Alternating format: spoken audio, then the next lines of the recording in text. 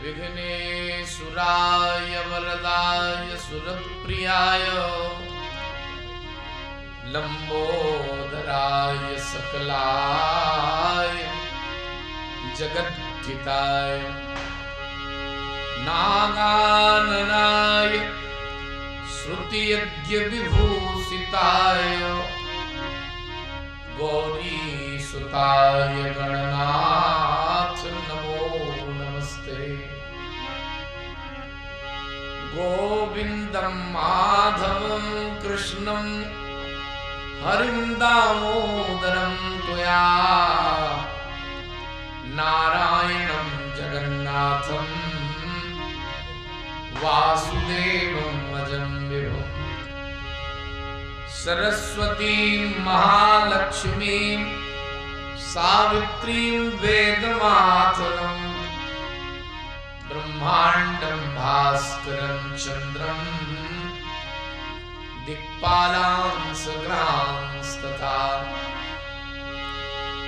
शंकरं च शिवं शंभुं ईश्वरं च महेश्वरं गणेशं च स्कंधं गौरीं पार्वतीं शिवम्। जय जय भारत भारती, जय जय माता हुलसी, वंदनीय बुंदेल धरा के जय जय बाबा तुलसी। जब लो नभ में सूर्य चंद्रमा और सागर में पानी, तब तक बाबा अमर रहेगी तेरी राम कहानी। वंदो श्री तुलसी के चरण जिनकी न्यो जग काल, कल समुद्र मूढ़त लख्यो प्रगट्यो सत्य जहार। गिराय अर्थ जल बीच सम कहियत भिन्न न भिन्न, बंदो सीता राम जी पद जिनहि पदम प्रिय खिन्न। भगवती राजराजेश्वरी पराम्बा प्रणाराध्य चरण चंचलेख श्री राम कथा के अरुण रसिया मेरे परम आराध्य प्रातस्मरणीय श्री हनुमान जी महाराज, भगवान श्री सीताराम जी महाराज की वांगमय प्रतिमूर्ति श्री रामचरितमानस, परम पूज्य जगतगुरु श्री रामानंदाचार्य राम स्वरूपाचार्य जी महाराज, परम पूज्य हमारे मिश्रा जी, पूज्य त्रिपाठी जी महाराज, इस दिव्याति दिव्य सत्यनारायण सत्संग समिति के समस्त पदाधिकारी महानुभाव, प्रभु की पावनी चर्चा का परिश्रवण करने वाले परम बड़भागी अक्षय बड़भागी सभी सुविज्ञ सुधीर श्रोताओं, श्रद्धामयी माताएं बहनें, आए बड़े भाव से राग से अनुराग से दो चार बार भगवान नाम संकीर्तन सभी लोग लेंगे। मैं तो एक निवेदन कर दूं आपसे, मैंने शास्त्रों को पढ़ा, संस्कृत रामायणों को पढ़ा, उनमें एक बात आई है कि जो व्यक्ति सुबह से उठ करके 27 बार श्री राम जय राम कहता है, उसके सारे पाप धुल जाते हैं। शाम को सोते समय 27 बार श्री राम जय राम कहो, और सुबह जगते समय भी श्री राम जय राम 27 बार कहो, देखो कितना आनंद आता है। गोस्वामी जी ने विनय पत्रिका में एक बात लिखी है कि राम राम राम जीव जोलो तू न जपी है, तोलो तू कहूं जाए तिहूं ताप तपी है। सुरसरी तीर नीर दुख पाई है, गंगा के किनारे पानी नहीं मिलेगा, कल्प वृक्ष के नीचे दरिद्रता सताएगी। दोहावली रामायण में भी इसी से मिलता जुलता एक दोहा आया, बिंध न ईंधन पाइए गंगा मिले न नीर, और घर कुबेर फाके परे जो विपक्ष रघुवीर। इसलिए बड़े भाव से सभी लोग राम जी का नाम लें। आज समापन दिवस है, पूज्य त्रिपाठी जी ने कहा अंतिम दिवस है, भगवान करे कथा का अंतिम दिवस न हो तो हम लोगों का तो बहुत बुरा हाल हो जाएगा। इसलिए समापन दिवस हो, अंतिम दिवस नहीं हो। आओ बड़े भाव से राम नाम लेते हैं। श्री राम जय जय राम,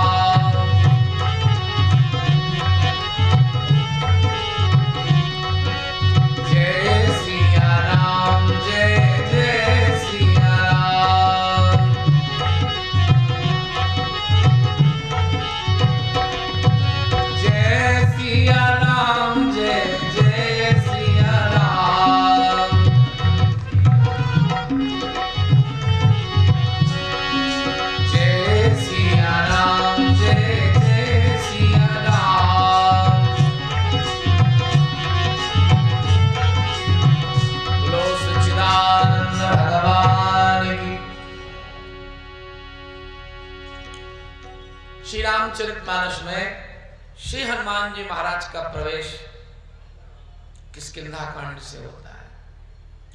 तो आओ आज समापन दिवस है, किष्किंधा कांड से उत्तर कांड तक आपको ले चलेंगे और 90 तुल्य शब्दों में तुलसी बाबा ने श्री हनुमान जी महाराज की बड़ाई इतनी की कि वो प्रशंसा करते अघाते में। और एक दिन तो भगवती शैलेंद्र सुता पार्वती से कहते हैं, भगवान भोलेनाथ देवी गिरजा जासु प्रीत शिव काई, बार बार निज श्री मुख गाय। यहां दो बातें आती हैं, ध्यान से सुन लो। एक तो प्रीति और दूसरी सेवा। प्रीति तो सबकी सबसे हो जाती है, बनावटी प्रीति भी हो जाती है। फिल्मी गाना गाते कि हम तुम्हें चाहते हैं कैसे, मरने वाला कोई जिंदगी चाहता हो जाए। कुछ लोग तो कहते हम तुम्हें प्राणों से भी प्यारा चाहते। अब प्राण कहेंगे हमसे प्यारे मिल गए तो हम जा रहे हैं। अब ध्यान दो, सेवा जो होती है,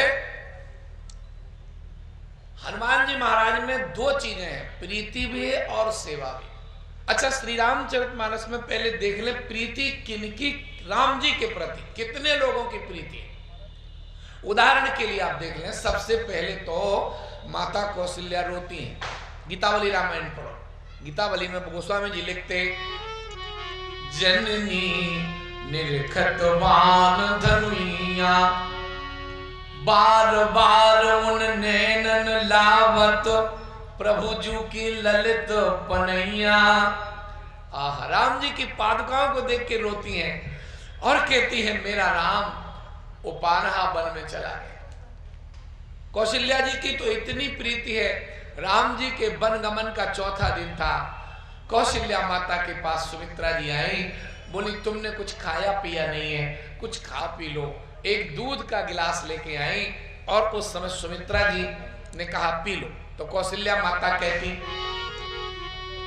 भोर ही के भूखे हुई हैं, चले पांव दुखे हुई हैं, प्यासे मुख सूखे हुई हैं, जगे मगरात के, सूरज की किरणें लगी लाल कुमलाने हुई हैं, कंटक लगे ते झगा फाटे हूं हैं गात के, आली अब भई सांझ सोहुए काहू बनमाज, ओ भई क्यों न बाज ही ये फाटे क्यों न मातु के, त्याग के घरोना काहू तरु के तरोना तरे, सोए हुए छोना अब बिछोना कर पात के।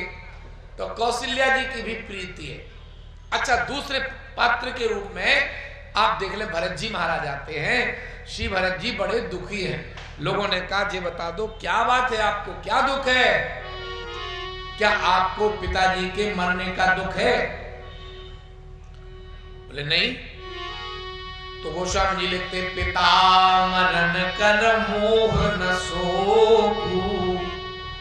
तो लोग बाग, तो क्या आपको अपने परलोक की चिंता है? कहते ना ही न डर बिगड़े परलोकू। तो फिर मां की करनी पे पश्चाताप है। कहते मोहे न मात कर तब कर सोचो, इसका भी सोच, नहीं दुख जग जीग जाने पोचो। तो भाई पे दुखी क्यों हो, क्या बात? भरत जी कहते एक ही दुख है जिससे हमें दिन में ना तो भूख लगती है ना रात में नींद आती। कौन सा दुख है आपको? भरत जी कहने लगे, राम लखन सिय बिन पग पनहि, कर मुनि भेष फिरहि मन मनहि। राम लखन सिय बिन पग पनहि, कर मुनि भेष फिरहि पन। बोलो, ये भी कहते राम जी बिना पनही के चले गए, पैरों में कुछ पहन के नहीं। अच्छा चलो, तीसरी पक्ष के रूप में बुंदेलखंड की माताएं। हाँ, लगता भगवान अपने अगल बगल आजू बाजू से निकले। राम जी को जब देखा ना, जब माताओं का हृदय बड़ा कोमल होता है। एक माई बोली का बहन अगर ब्रह्मा हमें मिल जाए तो हम ब्रह्मा से एक सवाल जरूर करेंगे।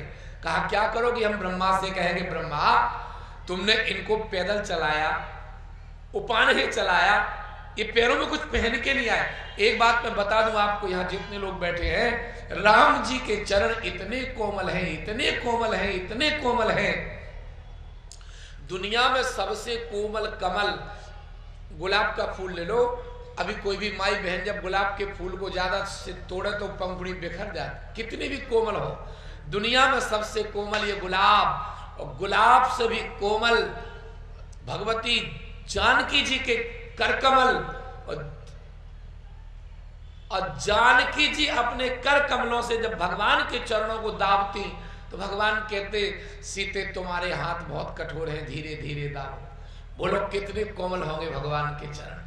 तो माताओं ने जब देखा तो कहने लगी, देखो ब्रह्मा मिल जाए तो हम ब्रह्मा से कहेंगे ये बिच नहीं मग बिनु पद त्राना, तू रचे बाज विधि बाहन नान। ये जो बेमतलब के ये बाहन हाथी घोड़ा बनाए, ये क्यों बनाए? दूसरी बोली मैं बताऊं, इनको ब्रह्मा ने पैदल क्यों बनाया, पैदल क्यों भेज दिया?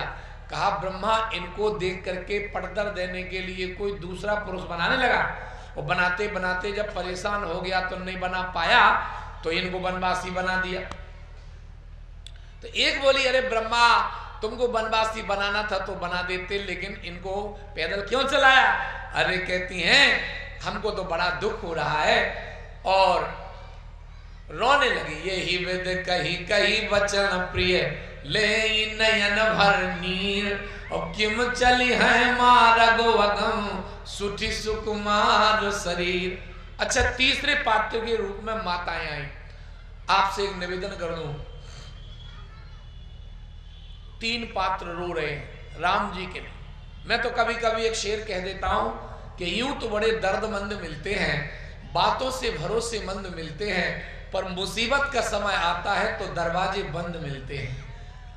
दूसरी बात के साहिल के तमाशाई हर डूबने वाले पे अफसोस तो करते मगर इमदाद नहीं करते। अब ध्यान दीजिएगा, चौथे पात्र के रूप में श्री हनुमान जी महाराज आते हैं। हनुमान जी ने किष्किंधा कांड में पहली बार श्री राम जी से कहा कठिन भूमि कोमल पद गामी, और कबन हेतु पर विचरो स्वा।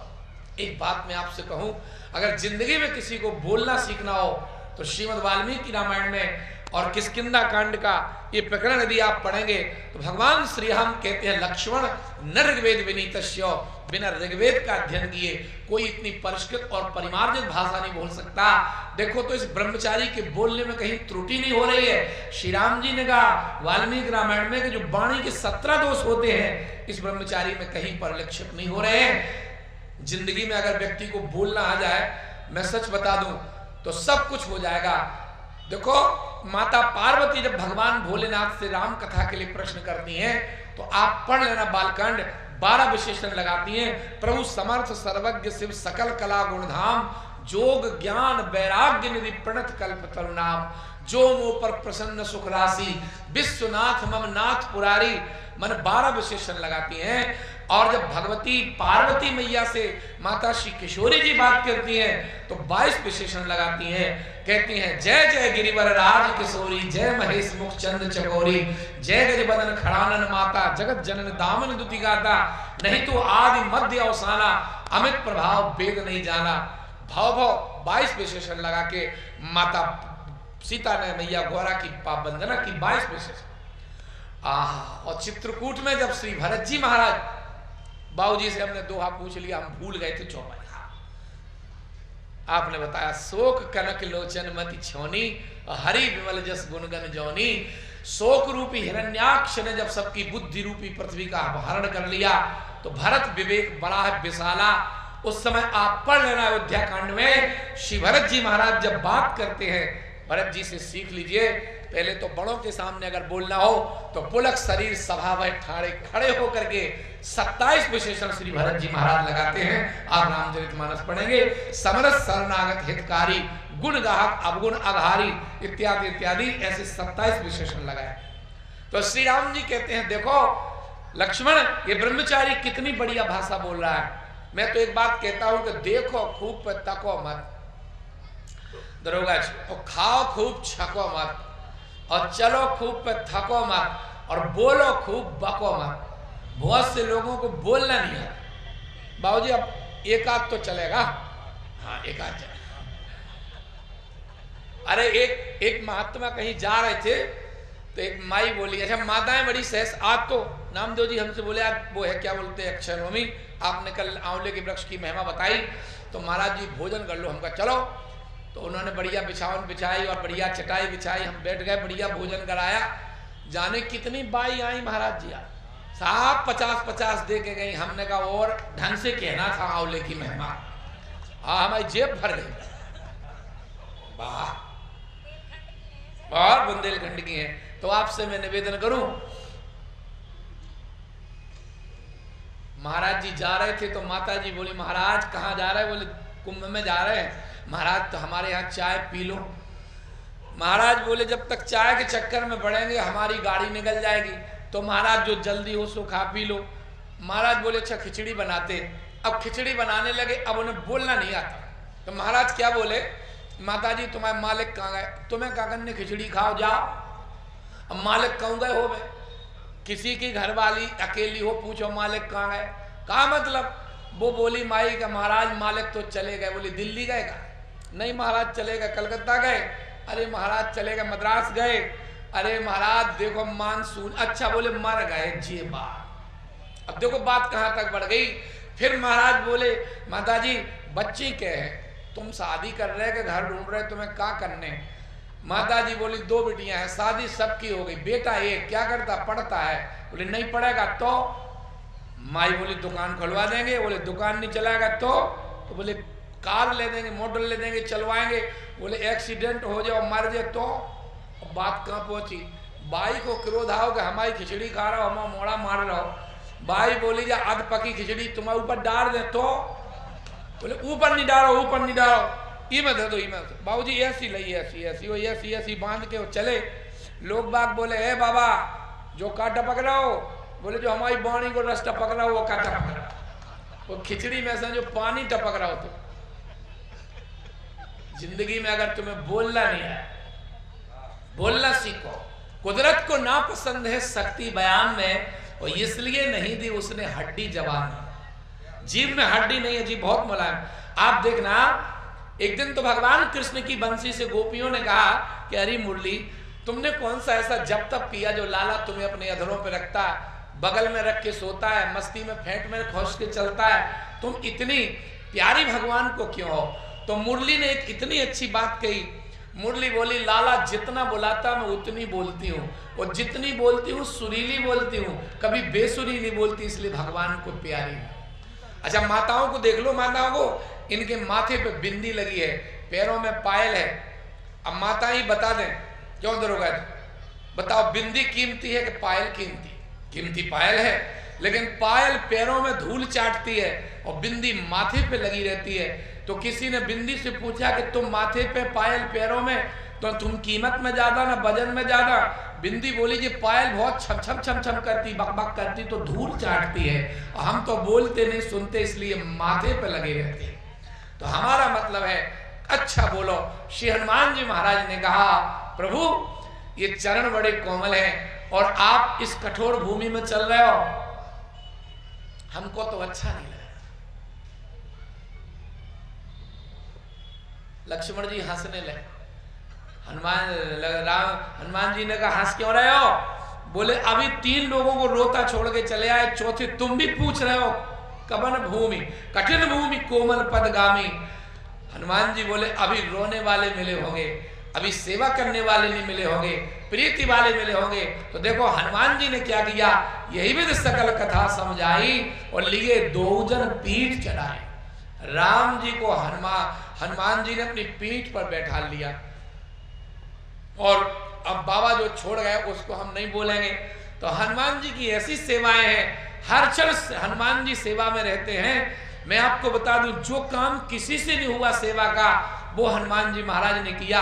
एक बार तो जब विभीषण जी महाराज आए, वाल्मीकि रामायण में बड़ा गजब का वर्णन आया। राम जी से उन्होंने कहा, प्रभु मेघनाथ यज्ञ कर रहा है, यदि यज्ञ सिद्ध हो जाएगा तो वो मरेगा नहीं। उस समय जब विभीषण जी महाराज बड़ी सेना लेकर के और लक्ष्मण जी के साथ में आए, तो बताते हैं, देखो वो स्थान है जहां पर मेघनाथ यज्ञ कर रहा है।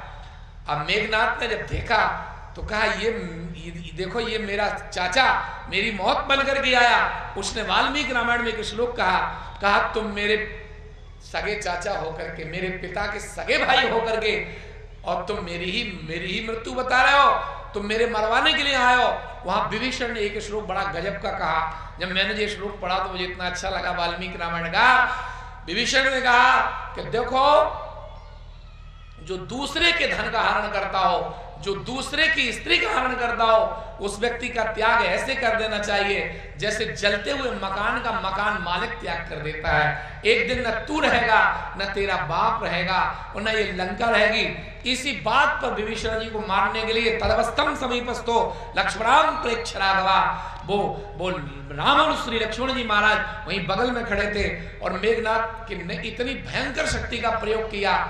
लक्ष्मण जी ने सोचा कि अगर ये शक्ति मेघनाथ को लग गई, विभीषण को लग गई, और अगर विभीषण जी मर गए तो राम जी की बाणी झूठी पड़ जाएगी, क्योंकि राम जी ने तो विभीषण को लंका का भावी राजा घोषित किया।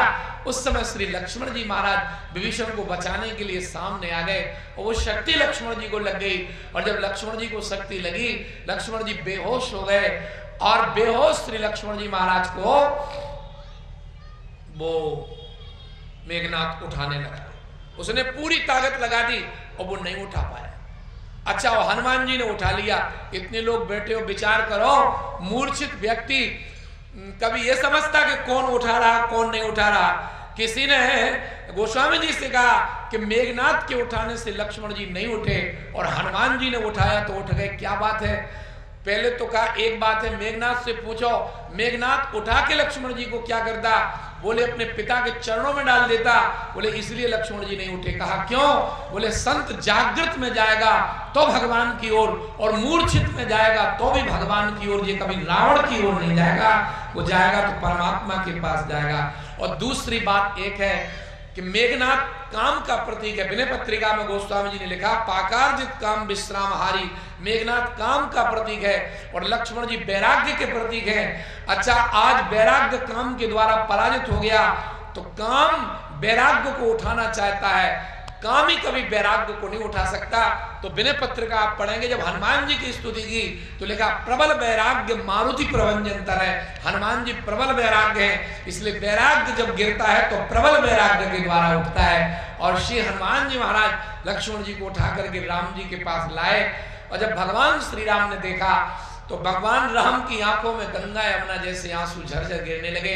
श्रीमद् वाल्मीकि रामायण में राम जी ने एक बात कह दी, देशे देशे कलत्राणि देशे देशे च बांधवा तम तु देशम न पश्यामि यत्र भ्राता सहोदरा। हमें देश देश में स्त्रियां मिल जाएंगी, देश देश में जाति भाई मिल जाएंगे, पर लक्ष्मण तुम जैसा भैया नहीं मिलेगा। क्या भ्रातृत्व भाव राम जी का है। आपको मैं एक बात बता दूं, राम जी ने उस समय ऐसी ऐसी बातें कही है, सकै न दुखित देख मोहि काऊ बंधु सदा तो मृदुल स्वभाव। राम जी रोने लगे। और उस समय हनुमान नाटक में भगवान राम को रोते देख करके हनुमान जी महाराज सामने आ गए। कहा, मेरे प्रभु आज्ञा करो, आप रो क्यों रहे हो? हनुमान जी महाराज श्री राम जी ने कहा, हनुमान इस समय हमें वैद्य की आवश्यकता है, बहुत अच्छे वैद्य की। यदि कोई अच्छा वैद्य मिल जाए तो लक्ष्मण जी स्वस्थ हो जाए।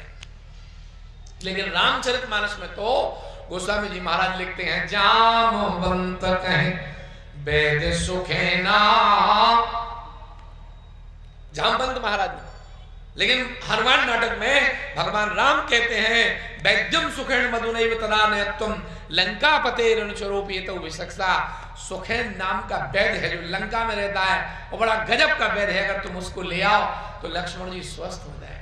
वाह, मैंने जब ये प्रसंग एक बार, मुझे ध्यान नहीं है कौन शहर में कहा, तो एक जो लड़की थी अमीशा अरोड़ा बाबू खड़ी हो गई, कहा पंडित जी एक बात बता दो, राम जी ने अपने भैया के उपचार के लिए दुश्मन का वैद्य बुलवाया, ये राम जी की नीति का बहुत बड़ा कमजोर पक्ष है। मैंने कहा बेटा, नीति प्रीति परमारथ स्वार्थ और को न राम समझान यथारथ, राम जी से ज्यादा कोई नीति शास्त्र का पारंगत पंडित नहीं हो सकता। तो कहा राम जी ने अपने भैया के उपचार के लिए लंका से वैद्य क्यों बुलवाया? हमने कहा दरअसल में बात यह है, लंका से वैद्य इसलिए बुलवाया, राम जी चाहते तो अयोध्या से वैद्य बुलवा सकते थे, पर अयोध्या में वैद्य नहीं था, इसलिए लंका से वैद्य बुलवाया। तो वो बोली कि लंका का वैद्य अगर गड़बड़ उपचार कर देता तब। हमने कहा ऐसा नहीं है, वैद्य जो होता है वो रोग का दुश्मन होता है, रोगी का दुश्मन नहीं होता है वैद्य तो। लेकिन आज के वैद्य भले ही गड़बड़ हो, तो लिखा है किसी जगह के वैदराज नमस्तुभ्यम यमराजस्य सहोदरम, हे वैद्य जी तुम्हें नमस्कार है, तुम यमराज के सगे भैया हो। क्यों? बोले यमराज तो प्राण ही ले, तुम पैसा ले तो प्राण ले। इतनी बेतुकी जांचें लिख देते हैं, इतनी बेचुकी। दो बाबूजी हमें बुखार है तो जांच लिख दी, हमारी 17,000 की जांचें भाई, करे जो ठंडो होगा तो बेमतलब में ले ले 17,000। अरे इस पैसे का क्या करोगे? इस पैसे से तुम डनलप का गद्दा खरीद सकते हो, मगर नींद नहीं खरीद सकते हो। था भरा सोना सरासर लंक की दीवार में, लेकिन एक रत्ती ना मिला रावण को मरती बार में। इस अछत संसार से अच्छे बुरे सब जाएंगे, नेकी बदी के बस यहाँ झंडे गड़े रह जाएंगे। और जाने न देना धर्म करना, लोभ मत धन धाम का, और धर्म यदि जाता रहा तो धन रहा किस काम का। अरे ये धन कुछ काम में नहीं आएगा। मैं आपसे निवेदन करूं, हमने उससे कहा बेटा अयोध्या में वैद्य नहीं था, इसलिए भगवान श्री राम ने लंका से वैद्य बुलवाया। तो वो बोली अयोध्या में वैद्य क्यों नहीं था, क्या कारण था? हमने कहा अयोध्या में 3 चीजों का अभाव था, इसलिए अयोध्या में वैद्य नहीं था। और मैं आपसे निवेदन कर दूं, आज जिस घर में जिस परिवार में 3 चीजें नहीं होंगी, वहां वैद्य की जरूरत ही नहीं पड़ेगी। तो वो लड़की बोली महाराज अयोध्या में 3 चीजों का अभाव क्या था? मैंने कहा अयोध्या में कोई मांस नहीं खाता था, अयोध्या में कोई शराब नहीं पीता था, अयोध्या में कोई परस्त्री गामी नहीं था, सब संयम नियम पूर्वक जीवन जीते थे। तो जहां ये 3 चीजें न हो, जहां मांस न खाया जाता हो, मदिरा न पी जाती हो, जहां दुष्कर्म न किया जाता हो, वहां वैद्य की जरूरत ही नहीं है। एक जगह मैंने बाबूजी पढ़ा था कि अनुचित आहार विहार शत्रु से ज्यादा दुखदायी, घातक एवं अत्याधिक हानिकारक है। जब मैंने अपने वो बात पढ़ी तो अपने घर में लिख दी एक खंबा पे कि अनुचित आहार विहार शत्रु से ज्यादा घातक, दुखदायी एवं अत्याधिक हानिकारक है। उन दिनों पूज्य डॉक्टर रामाधार जी विद्या वाचस्पति जी मेरे घर पधारे तो कहा बेटा इसमें आगे एक बात और बढ़ाओ कि शत्रु तो कभी आपके अनुकूल हो सकता है, लेकिन अनुचित आहार विहार सदा आपके प्रतिकूल ही जाएगा, वो आपको कभी क्षमा नहीं करेगा। इसलिए व्यक्ति को कभी भी मांस नहीं खाना चाहिए। मांस खाता है मांस एक खाता है और 7 को फ्री में नरक में ले जाता है। 7 लोग फ्री में नरक में जाते हैं। विश्राम सागर में बाबा रघुनाथ दास जी ने लिखा कि प्रथम जो मारण वाज्ञा देई, दूजो मारे त्रय गहले, चौथो सुनो समार निहारा, और पंचम बेचन हार निहारा, और छठो रसोई जोन बनावे, सातों सो जो परस जिमावे, आठों खान हार जो होई, और परे नरक में 8 सोई। खाता एक 7 को फ्री में नरक में ले जाता, इसलिए कभी भी मांस मत खाना। अरे परमात्मा ने तुम्हें ना तो वो दांत दिए है, ना तुम्हें वो आंत दी है मांस को पचाने वाली। अरे भगवान ने कितनी अच्छी अच्छी चीजें दी हैं, कितनी बढ़िया बढ़िया चीजें दी हैं, इनको छोड़ करके तुम ऐसी गंदी चीजें खाते हो। हाँ, एक आदमी से हमने कि भैया क्या बज गए? बोले महाराज बज गए 4। हमने मुर्गा काहे नहीं बोलो? बोले मुर्गा बोला तो मुर्गा खा ले, सो मुर्गन ने बोल वो बंद कर दो। देखो तो जब भगवान की स्पेशल घड़ी थी, खा गए जी। अच्छा देखो, मुर्गी की जो माई होती ना, मुर्गा की माई मुर्गी, अभी गीता प्रेस गोरखपुर से वो निकला था आरोग्य अंक, उसमें मैंने पढ़ा था कि 5 अंडे में जो ताकत होती है वो गाय के 250 ग्राम दूध में ताकत होती है। आप गाय का दूध पिए। और यहाँ जितने लोग बैठे निवेदन कर दूं मैं आप सबसे, अपने बच्चों को भैंस का दूध नहीं पिलाओ, बकरी का दूध नहीं पिलाओ, गाय का दूध पिलाओ। अच्छा, यहाँ किसान लोग भी बैठे हैं, भैंस का पड़ा मर जाता है, पड़िया मर जाती, दरोगा जी आपके बांदा जिला में क्या बोलते, रखरा है, भैंस के बेटा को रखरा बोलते हैं वहां। तो कहा कि अगर जब वो मर जाती है, मर जाता है, तो उसका एक पिंजरा बना देता है किसान और भैंस के सामने रख देता, और भैंस चाट चाट के दूध दे देती है। हमने कहा ये कितना मूर्ख जानवर है, जिसे जो ही पता नहीं कि जो जिंदा है कि मरो है, और चाट चाट के दूध दे रहे, उनको दूध पीवा भी मूर्ख ही हो, विद्वान नहीं हो सकता है। दूसरी बात, भैंस अगर चली जाए तो फिर लौट के नहीं आती, और गाय को कोई बांध ले, भले नहीं तो गाय कभी रास्ता नहीं भूलती है, सीधे घर आ जाती है। इसलिए गाय का दूध बच्चों को पिलाओ, आपके बच्चे बुद्धिमान होंगे, प्रतिभाशाली होंगे, बहुत विद्वान होंगे। लेकिन दुर्भाग्य है कि जिन सीकन पे कृष्ण जी दही माखन रहे खा, और उन सीकन पे आजकल अंडा टंगे दिखा। बाबूजी हमारे गांव में एक अंडा खाने वाले की शादी होके आई, तो वो अपनी माई से बोला का माता गर्म पानी कर दो, नहाना है। जून का महीना था, अपनी माँ से बोला गर्म पानी कर दो, नहाना है। तो उसकी बहू ने चूड़ी फोड़ ली। सास बोली क्यों री, तेरी अभी जो मांग का सिंदूर जो मंडप के नीचे भरा गया हृदय सुमंगली का, वो फीका नहीं पड़ा, महावर फीका नहीं पड़ा। तू पहली बार ससुराल आई, तूने चूड़ियां क्यों फोड़ ली। उसने सास के पैर छूते कहा, माँ जिन्हें जून में गर्म पानी लग रहा हो, जो दिसंबर तक बचे ही ना जी, तो मर जाए। जो जून में गर्म पानी से नहा रहे हो, ये अंडा खाने वालों की दुर्दशा। इसलिए भूल के ये चीज देखो, अयोध्या के लोग कभी भी मांस नहीं खाते थे। क्या खाते थे, भोजन करत चपल चित, तो अवसर पाए, और भाग चले किलकात मुख, दधियो दन लपटाए। दही और भात खाते थे अपने बच्चों को। एक और मैं निवेदन कर दूं यहाँ पे, गुरुजी ने कहा अच्छी बात करना, जितने बुढ़े लोग बैठे हैं मेरी बात सुन लें, और बहुओं से भी हाथ जोड़ के निवेदन है कि अपने सास ससुर का और अपना स्वास्थ्य अच्छा चाहती हो, तो जो तुमने पुराने कांसे के बर्तन एक तरफ रख दिए हैं उनको फिर निकाल लो।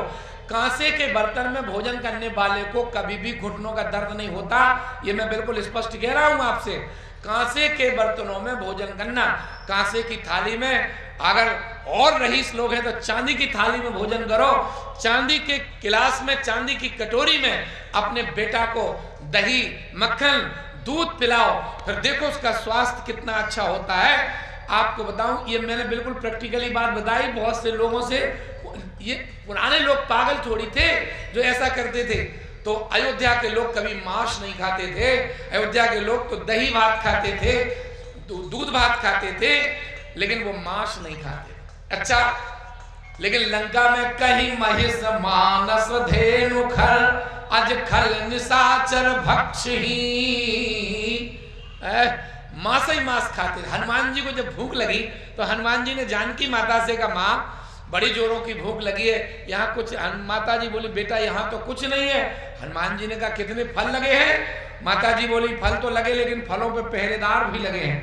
हनुमान जी ने कहा, वारे रावण, मांसाहार की खुलासी और फलों पे पहरेदार। सीता मैया बोली, बेटा जहां अच्छी चीजों की पाबंदी हो और बुरी चीजों की खुलासी हो तो समझ लेना रावण राज्य में प्रवेश हो चुका है। यही तो रावण राज्य की परिभाषा है कि अच्छी चीजें कोई साधारण कोई फल नहीं खा सकता। ये लंका के लोग थे जो मांस खाते थे। और ये ऐसा नहीं खाते थे खल मनुजाद दुजामिस भोगी, गौ का मांस खाते थे, ब्राह्मणों का मांस खाते थे। मांस खाने वाले को कभी सदगति नहीं मिलती, इतना ध्यान से सुन लो। जो मांस खाते हैं वो पढ़ ले भागवत, उनकी क्या दुर्दशा होती है। अच्छा, लंका के अयोध्या के लोग कभी भी शराब नहीं पीते थे। क्या पीते थे, बाबा गोस्वामी जी लिखते हैं, पेय आहार, दूध पीते। मैं आपसे निवेदन करूं, आप भी दूध पिया करो, कभी मदरा अदरा। अरे एक शायर कहता, जो डूबा इन गिलासों में न उभरा जिंदगानी में, और हजारों बह गए इन बोतलों के बंद पानी में। शराब पीना धीमी आत्महत्या है। जो शराब पीते हैं वो अपने बच्चों का भविष्य पीते हैं। लेकिन लंका में आपने देखा, लंका में तो सब शराब पीते थे। वो सुपनका कह रही है, करहु पान शोभो दिन राती, शराब में पता है आपको कितने अवगुण हैं। एक हमारे यहाँ कि किसी कवि ने 2 छंद लिखा बड़ा प्यारा कि शराब में इतने अवगुण हैं, कहते पाप की पत्नी प्रेम का पतन की, बहु व्यभिचार की जरा की जिठानी है, चोरी की चेरी विपत्ति की बड़ी बहन, सास सर्वनाश की नरक की निशानी है, बेटी बर्बादी की संपत्ति की सोत बुरी, दुख की दूती दरिद्रता की देवरानी है, और डूबती जवानी मत समझो लाल पानी, पे दुर्गुणों की रानी जय मदिरा महारानी है। इसमें अनेक दुर्गुण हैं।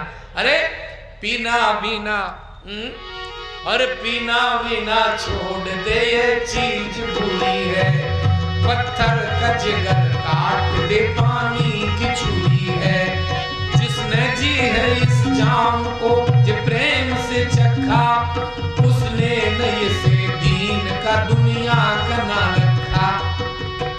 मत पीना। अरे एक बार हम आ रहे थे, आपको सच बता रहे हैं, 2 व्यक्ति मोटरसाइकिल से बाबूजी जा रहे थे, तो उनको सर्दी लग रही थी, बैठे थे मोटरसाइकिल, तो उसने कोट को ऐसा पहन लिया उल्टा, कोट को इस तरफ और इस तरफ बटन लगा लिया। अब शराब के नशा में दोनों धुपते थे, तो एक पेड़ में मारी मोटरसाइकिल, दोनों गिर गए, बेहोश हो गए। हम लोगों ने देखो एक बरेदी आ गया, तो बरेदी कहा बोले महाराज एक्सीडेंट कर रो होगा, हमने मतलब बोले मुंह घूम गो इनको, सुबह पकड़ के सीधो करने लगो, अरे हमने नहीं घूमो सही है, बोले नहीं अबे हालो है, सही हो जाए। हम नहीं होते तो वो घींच मरोड़ डालते उसको न रोक दा। बंबई के आलीशान फ्लैट में एक व्यक्ति पीने वाला रहता था, तो वो आए और जूता उतार के 3 बार जमीन में मारे, तो लोग बाग बोले भैया देखो माने 7 सुखों में एक सुख हो, 5वां सुख हो उत्तम बासा, और 6वां सुख हो सज्जन पासा, माने उत्तम निवास हो और सज्जन पास में हो। लेकिन वो पी के आए और जूता उतार के जमीन में 3 बार मारे, तो ऊपर के जग जाए और नीचे के जग जाए। एक दिन लोगों ने कहा मान्यवर यदि तुम कहो तो यहाँ से हम भग जाए, नहीं तो आप भग जाओ। कहा तुम्हें क्या तकलीफ है? बोले तुम जो पी के आते जूता मार दे। बोले अब नहीं मारेंगे। आया दूसरे दिन फिर मस्त होके उतारा और 1 बार दिया तान के, लेकिन ध्यान आ गया कि हमने वचन दिया था, तो 1 ही बार घाल के सो गया। लोगों ने कहा क्यों जी आज तुमने फिर वही हरकत की? अरे बोले बेकार की बात करते, आज 1 ही बार तो घाला, 2 बार थोड़ी घाला, 3 बार नहीं घाला। लोगों ने कहा भले आदमी इससे अच्छा 3 ही बार घाल देता। पूरी रात दग दग लगी रही कि 2 बार और घल जाए तब सोएगी, और तूने घाला नहीं, हम लोग जगते ही रहे सर। जे दुर्दशा है। तो मैं निवेदन करूं ये लंका को ध्यान से सुनो। जब कुंभकर्ण को रावण ने जगाया, रामचंद्रिका में महाकवि केशव ने लिखा कुंभ जगावन चले सहस्र 10 योद्धा तेरे, 80 सहस्त्र गजराज असुर के ऊपर फेरे। लेकिन वो नहीं जगा, तो उसके ऊपर कान में माताएं ढोलक लेके बैठ गई, लेकिन नहीं जगा। बकरियां कान में घुसेड़ दी, नहीं जगा, तो उसके मस्तक में आग लगा दी, तब जगा। जैसे वो जगा तो रावण का मुख उसने सूखा देखा। अब इस बात को जरा ध्यान से सुने। उसने रावण से कहा काहे तो मुख रहे सुखाई, क्या बात है, क्यों तुम इतने दुखी हो? किसी कवि ने लिखा अरे भैया तुम चिंतित तो आज दशानन क्यों, क्या बात है इतने चिंतित क्यों हो? रावण बोला हमने हर ली मिथिलेश दुलारी, हमने जानकी जी का हरण कर लिया। क्यों किया? बोले वो 1 बार मेरी ओर देख दे। कुंभकर्ण बोला उपयोग किया तुमने उनका, लखती न कभी वह और तुम्हारी, तुमने गलत तरीके से हरण किया इसलिए वो तुम्हारी ओर नहीं देखती हैं। अच्छा एक काम किया तुमने? बोले क्या? फिर राघव क्यों न बने तुम राम बनकर के जानकी के सामने गए। रावण बोला मैंने ये भी करके देख लिया, राघव रूप बना जब मैं, तब माता समान लगी पर नारी। ये राम के रूप का स्वभाव है। जब जब राम बनत धनधारी, तब तब सिय लगे महतारी। मैंने 2 बार ये प्रयोग किया तो वो रोने लगा। विश्व का उत्कृष्ट शराबी था ये, छोटा मोटा नहीं था। कहते 10 कंधर के वचन सुन कुंभकर्ण बिलखान, और जगदम्बा हरियाण सठी अब चाहत कल्याण। अरे तूने जगदम्बा का हरण किया, मैं आपसे एक निवेदन कर दूं, रावण को 8 आचार्यों ने समझाया, 8 लोगों में ने, लेकिन 8 लोगों में से उसने 2 का निरादर नहीं किया है। माने 7 आचार्य मान लो, एक उसकी पत्नी मंदोदरी।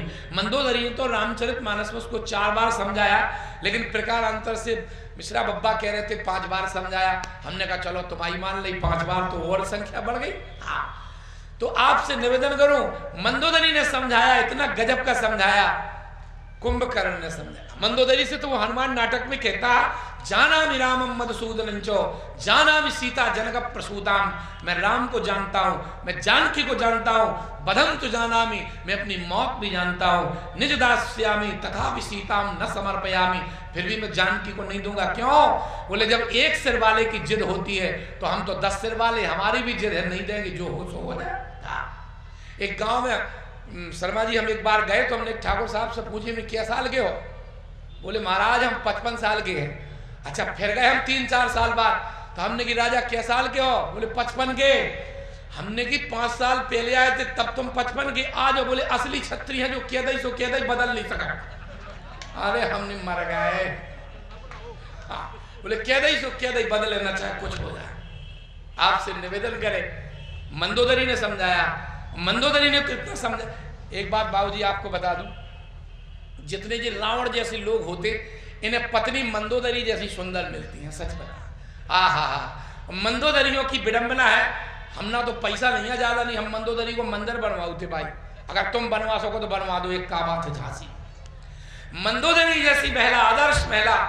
बाबूजी इधर रावण की लाश पड़ी, इधर कुंभकर्ण की पड़ी, उसकी बाली की, ध्यान से सुन लो। तो वाल्मीकि रामायण में बाली की पत्नी तारा ने राम जी पर कम से कम 12 आक्षेप लगाए, पढ़ लेना, मुझे मेरे पति को क्यों मारा, क्यों मारा, क्यों मारा, क्यों मारा। अच्छा, उसने राम से कहा, राम तुम कितने निठुर हो, तुम्हें जरा भी दुख नहीं हो रहा, तुमने मेरे पति को मार डाला। उसने कहा राम रूपी हाथी ने मेरी पति रूपी लता को रौंद डाला। उसने एक बात वाल्मीकि रामायण में बड़ी जोरदार कही, अब तो अभी चले गए दीक्षित जी, नहीं तो जब उनकी बात आज कट जाती। हाँ बाबूजी, उनने एक बात कही थी कि वीर की माँ, वीर पुरुष, वीर माने वीर माता का बेटा हो, या वीर पुरुष की पत्नी हो, या वीर पुरुष की माँ, वीर पुरुष की पत्नी, एक जानवर का कही। लेकिन वाल्मीकि रामायण में तारा ने इस बात का काट किया। वो कहती है संसार में किसी वीर पुरुष को अपनी कन्या नहीं देना चाहिए, जो वीर को अपनी कन्या देता है तो उसकी कन्या का सुहाग मन संशय में रहता है। आज मैं विधवा हो गई, वो रो रही है। अब ध्यान दें, इधर रावण मरा पड़ा है, लेकिन मंदोदरी ने एक बार भी नहीं कहा राम जी से कि तुमने मेरे पति को मार डाला। मंदोदरी तो क्या बोली, प्राणनाथ तुम्हारी मृत्यु का कारण राम नहीं है, तुम्हारी मृत्यु का कारण बंधन नहीं है, तुम्हारी मृत्यु का कारण लंका भारत का युद्ध नहीं है। बोले और बोले पतिव्रतायाम तपसा नूनम दग्धोषि में प्रभु, परिस्त्री की चाह ने तुम्हारी ये दुर्दशा कर दी, परिस्त्री के मोह में तुम मारे गए हो। और कोई बात नहीं, उसने 3 बार तो एक बात कही, प्राणनाथ श्री राम लंका भारत के बीच पुल बांधने नहीं आए, श्री राम तुमसे जानकी जी को छुड़ाने नहीं आए, श्री राम तुमसे लड़ने के लिए नहीं आए, श्री राम बंदरों राक्षसों को लड़ाने के लिए नहीं आए। रावण मंदोदरी से बोला फिर किस लिए आए? मंदोदरी रोकर के बोली, सोई कौशला धीस रघुराया, वो आयो करन तो ही परदाया, वो तुम पे दया करने आए।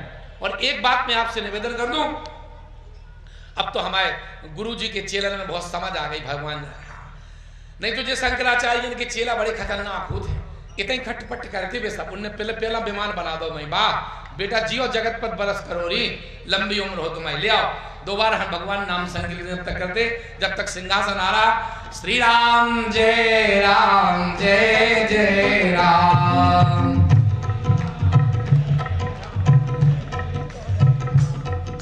श्री राम जय जय राम।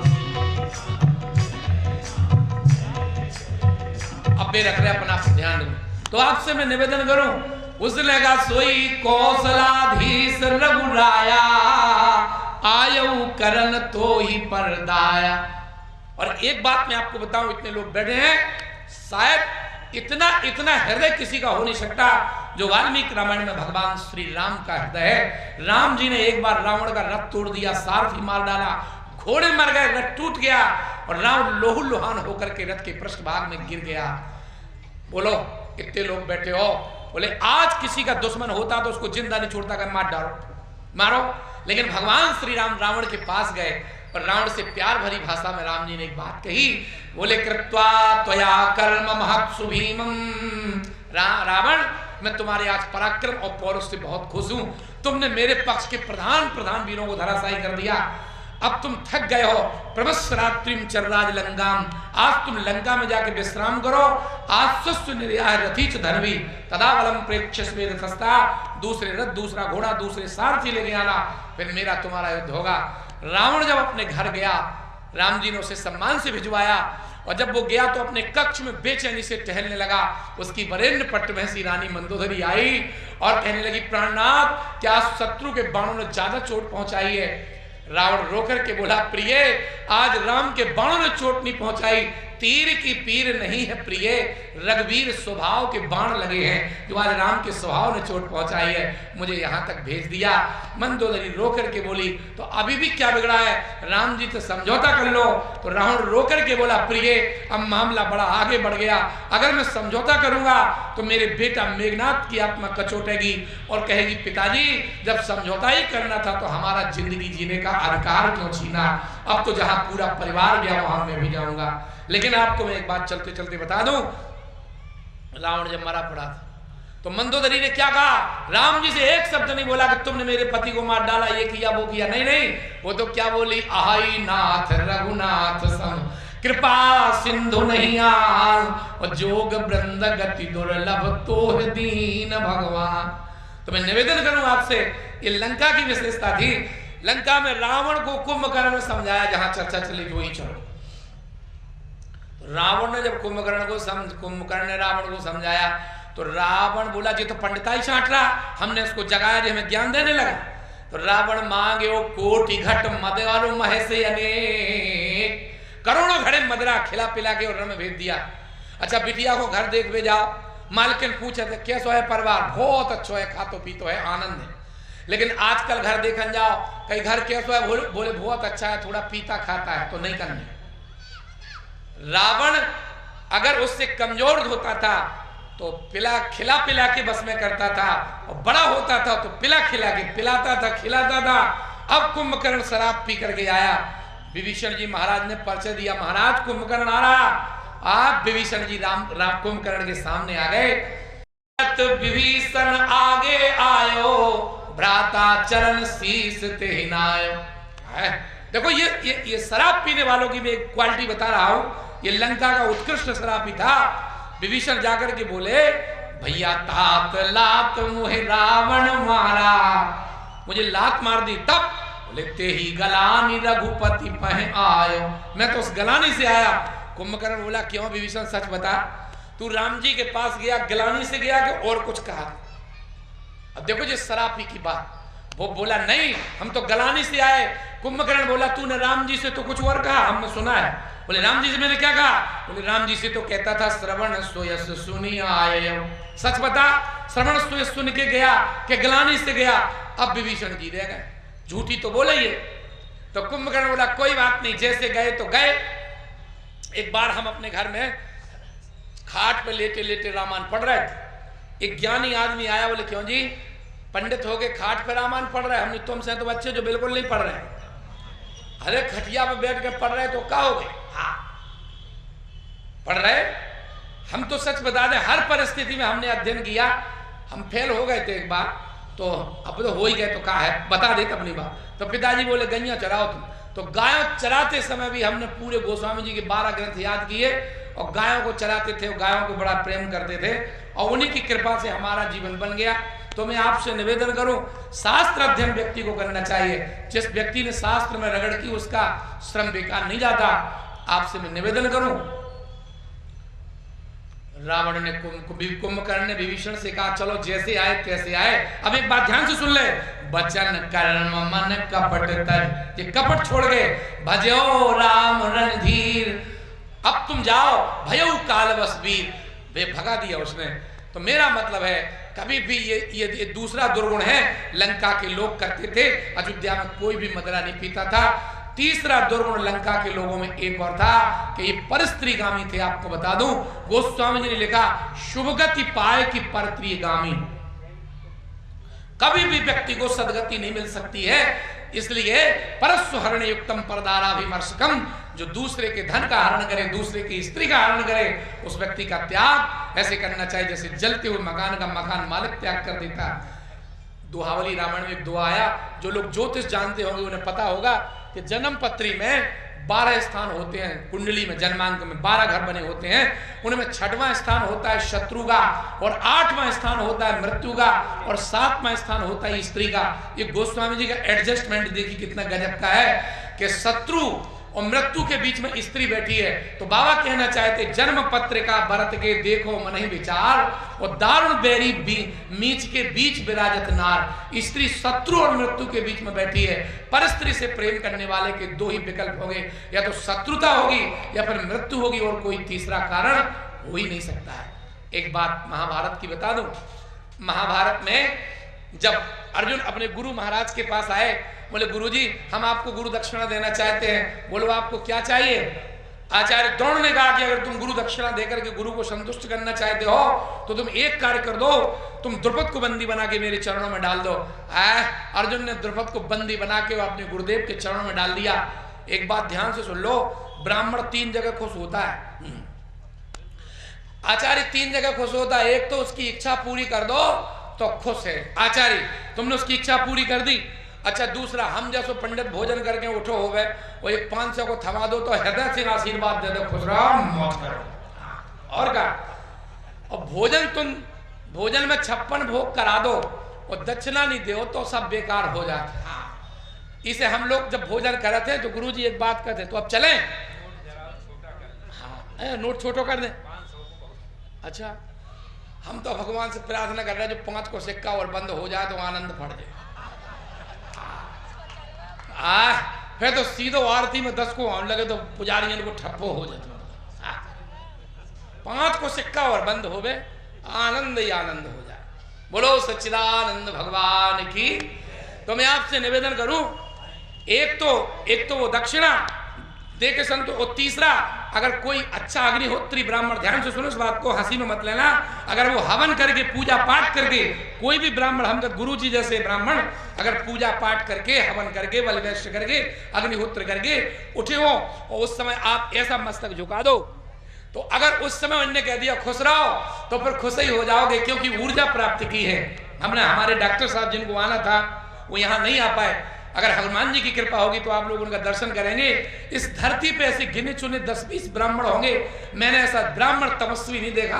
आपको बता दूं, वेद शास्त्र विशुद्ध कृत आचरण उनका है। तो मैं निवेदन करूंगा आप सबसे, जहां चर्चा चल रही थी वहीं चलें। ये दुर्गुण बहुत बड़ा होता है, इसलिए व्यक्ति को अपनी जिंदगी में काम नहीं करना चाहिए। आचार्य द्रोण के चरणों में उन्होंने द्रुपद को बंदी बना के जब डाल दिया तो आचार्य द्रोण ने आशीर्वाद दिया कि अर्जुन मैंने अपने जीवन में 2 धर्मों का पालन किया है, एक तो ब्राह्मण धर्म का और दूसरा गृहस्थ धर्म का, लेकिन मैं ब्राह्मण धर्म को दांव पे नहीं लगाऊंगा, मैं गृहस्थ धर्म को दांव पर लगा करके तुम्हें आशीर्वाद देता हूं कि मैंने अपने जीवन में अपनी पत्नी के अलावा किसी की पत्नी की ओर कुदृष्टि न डाली हो, तो तुम्हारे गुरु का आशीर्वाद है, तुम्हें रण में कभी पराजय हाथ नहीं लगेगी। अर्जुन ने खांडोवन जलाया, इंद्र से युद्ध हुआ, इंद्र हार करके स्वर्ग चला गया। स्वर्ग में देवगुरु बृहस्पति से बोला आज तुम अपने पुत्र से हार गया।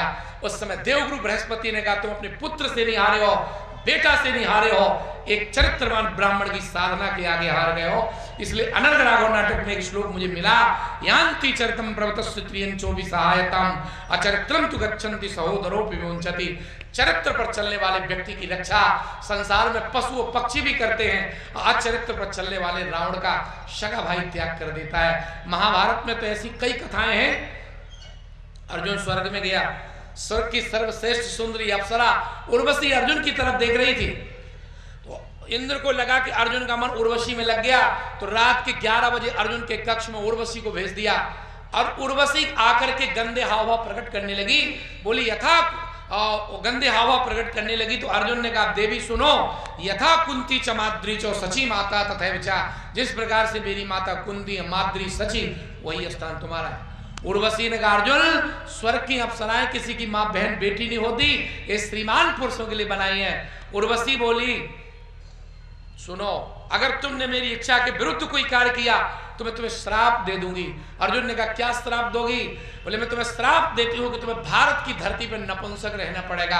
अर्जुन ने उर्वशी के चरणों को छू के कहा देवी क्षमा करना, मैं भारत की धरती पर नपुंसक रहना पसंद करता, लेकिन चरित्रहीन रहना पसंद नहीं करता। वो नपुंसकता भी उसके जीवन में एक दिन वरदान बना। और आप ध्यान से सुने, इंद्र के 2 बेटा है, एक अर्जुन और दूसरा जयंत। जयंत ने सीता माता की ओर कुदृष्टि डाली, जयंत ने, और अर्जुन ने उर्वशी की तरफ नहीं देखा। श्रीमद् भगवद गीता पढ़ो जरा। श्रीमद् भगवद गीता में भगवान कहते न तुमाम शक्ति से दृष्टिर मने ने सुचक्षुषा दिव्यम ददामि ते चक्षुम पश्चिमे योगमेश्वरम। अर्जुन मैं तुम्हें दिव्य दृष्टि देता हूं, तुम इन आंखों से मेरे स्वरूप को नहीं देख सकते हो। तो मुझे लगा कि एक बेटा की तो दृष्टि छीनते हैं, जयंत की एक आंख फोड़ती, और अर्जुन को दिव्य दृष्टि देते हैं। मतलब एक ने अपने जीवन में दृष्टि का सदुपयोग किया और एक ने दृष्टि का दुरुपयोग किया, इसलिए भगवान ने उसकी दृष्टि छीन ली। और मैं माताओं से निवेदन करूं, आज अक्षय नवमी है, आज से तुम एक काम शुरू कर दो, अपने दरवाजे के सामने थोड़े से चावल इतने रख करके, देवी भागवत में मैंने पढ़ा, रोज सुबह शाम दीपक जलाया करो तो तुम्हारी आंखों की ज्योति भी बढ़ेगी। लेकिन दीपक को कभी भी नीचे नहीं रखना, दीपक को नीचे रखने से आंखों की ज्योति नष्ट हो जाती है। और अगर आप 1 साल तक अपने दरवाजे के बाहर दीपक जला करके देखो सुबह और शाम, तो आपके यहाँ लक्ष्मी ऐसे आ जाएगी, तिम सुख संपद बिना बुलाए आनंद ही आनंद हो जाएगा। ये धर्मशास्त्रों की बातें निष्फल नहीं जाती है। तो आपसे निवेदन करूं मैं, ये लंका के लोगों का दुर्गुण था, पर स्त्रीगामी थे। आओ, जब मेघनाथ मर गया तो सुलोचना बोली कि मैं सती होना चाहती, सती होना चाहती। अच्छा, तो कहा मेरे पति का शीश मंगा। रावण ने कहा जाओ राम जी के दरबार में चली जाओ, अपने पति का शीश ले आओ। तो मंदोदरी रोकर के बोली जिसकी पत्नी का तुमने हरण किया उसके पास में अपनी बहू को भेज रहे हो, ये बुद्धिमानी है? रावण वहां रो दिया है हनुमान नाटक में। हनुमान नाटक पढ़ना। रो करके बोला मंदोदरी, राम में हम में ये अंतर है, राम वो है जो स्वप्न में भी पराई नारी की ओर नहीं देखते। स्वप्न में एक चौपाई पढ़ो जरा उसकी, पुष्प वाटिका की। रघुवंश सहज स्वभाव मन को पंथ पग धरे न। राम जी ने अपने जीवन में सब कुछ किया सज्जनों, लेकिन 1-2 काम नहीं किए हैं। बोले दरस सुख दीनो मनोर सतरूपा को, परस सुख दीनो मुनि गौतम की नारी को, पुत्र सुख दीनो दशरथ कौशल्या को, पति सुख दीनो मिथिलेश की दुलारी को, मित्र सुख दीनो कोल भिल्ल वनवासिन को, पिता सुख दीनो हनुमान ब्रह्मचारी को, सब सुख दीनो पे दुई सुख न दीनो, शत्रु को न पीठ नहीं दीठ पर नारी को। पराई नारी को कभी दृष्टि नहीं दी राम जी ने। शकुंतला के पास जब दुष्यंत आए, महाकवि कालिदास ने लिखा है, इसको पढ़ना जरा। तो वो शकुंतला दुष्यंत से बोली मैं ब्राह्मण कन्या हूं और तुम क्षत्रिय हो, मेरा तुम्हारा विवाह नहीं होगा। दुष्यंत ने कहा ये हमारा मन कह रहा है, तुम ब्राह्मण कन्या नहीं हो। रघुवंशियों का मन कभी भी ब्राह्मण कन्या की ओर जाता ही नहीं है, इसलिए मैं तुमसे विवाह करना चाहता हूं, तुम क्षत्रिय कन्या हो। वो वास्तव में विश्वामित्र की पुत्री थी, ये रघुवंशियों की बात थी। रावण बोला जाओ, राम वो हैं जो स्वप्न में भी पराई नारी की ओर नहीं देखते।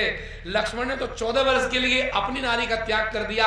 हनुमान वहां आजीवन बाल ब्रह्मचारी है। विभीषण वहां उसका ससुर है। राम जैसे महापुरुष के सामने किसकी हिम्मत है कि कोई मेरी बहू पर कुदृष्टि डाले? जाओ, तुम्हें राम के दरबार में सम्मान मिलेगा। हमारे मऊ रानीपुर में एक शेर है, ब्रजेश पाठक, कतोली महाराज। हाँ, एक लड़की उसके पास आई, मैं बैठा था, सच बताऊं, बोले भैया, और रोने लगी। तो कतोली ने कहा क्या बात है? बोले ये एक लड़का हमको बहुत परेशान करता। बोले बता कौन सा लड़का है? उनने 2 लड़का पहुंचाया, वो लड़का का चील तो पकड़ लिया है और मोड़ी का खड़ो करो एक कोपरा में, और लड़का से बोले पूरे पांव धो। कम से कम आधी बाल्टी से वो मोड़ी के पांव धुलवाए उसने, और बोले पूरा पानी पी, नहीं तो मार मार के सही कर दे, आधो कोपरा पानी पिलवा दो पूरा उसने। बोले आज के बाद कभी, इसलिए हमने देखा कि वो व्यक्ति आज भी 250 गाय अपने रखा है, एक गाय 2-2 2.5 लाख की है। और ऐसा गौ भक्त है। अभी बुंदेलखंड में कोई हो तो, मैंने ब्राह्मण की बात कर रहा हूँ, सेठ लोग हो जाए तो कौन बड़ी बात है, अरे अब जी हो जाए तुम्हारे बैद्यनाथ वाले तो ये तो वैसे ही बड़ी बात है, लेकिन एक साधारण व्यक्ति ने इतना बड़ा काम कर दिया, ये बहुत ऊंची बात है। तो मैं निवेदन करूं आप सबसे मेरे प्यारे श्रोताओ, जब सुलोचना राम जी के दरबार में आई तो बंदरा नाचने लगे, हंसने लगे। राम जी से बोले बन गया काम, बन गया, और बेटा मर गया तो रावण बदल गया, और पालकी में सीता माता को लेकर के आ रहा है। विभीषण बोले ये पालकी में मेरी बहू सुलोचना आ रही है, सीता मैया नहीं आ रहे हैं। राम जी उस समय रोने लगे। भगवान श्री राम से बंदरों ने कहा सरकार क्यों रो रहे हो? बोले मेरी प्रतिष्ठा, मेरी गरिमा, मेरा गौरव तुम लोगों के हाथ में है। तुम लोग एक काम करो, वृक्षों की छाल को छील करके छाती पर बांध लो, और संस्कृत में उसमें लिख लो परदारा न पश्यति। बंदरों ने लिखा परदारा न पश्यति। जब सुलोचना आई उसने हर बंदर की आंख बंद देखी और पट्टी बंदी छाती पर देखी, उसमें उसने देखा, लिखा परदारा न पश्यति। तो अपने पति का मरना भूल करके राम की प्रशंसा करते हुए बोली धन्यो राम त्वया माता, राम तुम्हारी माँ को धन्य है। धन्यो राम त्वया पिता, तुम्हारे पिता को धन्य है। धन्यो राम त्वया वंशा, तुम्हारे वंश को भी धन्य है। जो परदारा न पश्यति, जो तुम्हारे चरित्र की छाप इन पशुओं में भी पड़ गई है, जो पराई स्त्री की ओर नहीं देखते हैं। आज मंदोदरी, तो मेरा कहने का मतलब, अयोध्या में एक नार व्रत रत सब झारी, झारी माने पूरे झरा ना, कोई भी ऐसा नहीं था। अयोध्या में कोई चरित्रहीन नहीं था।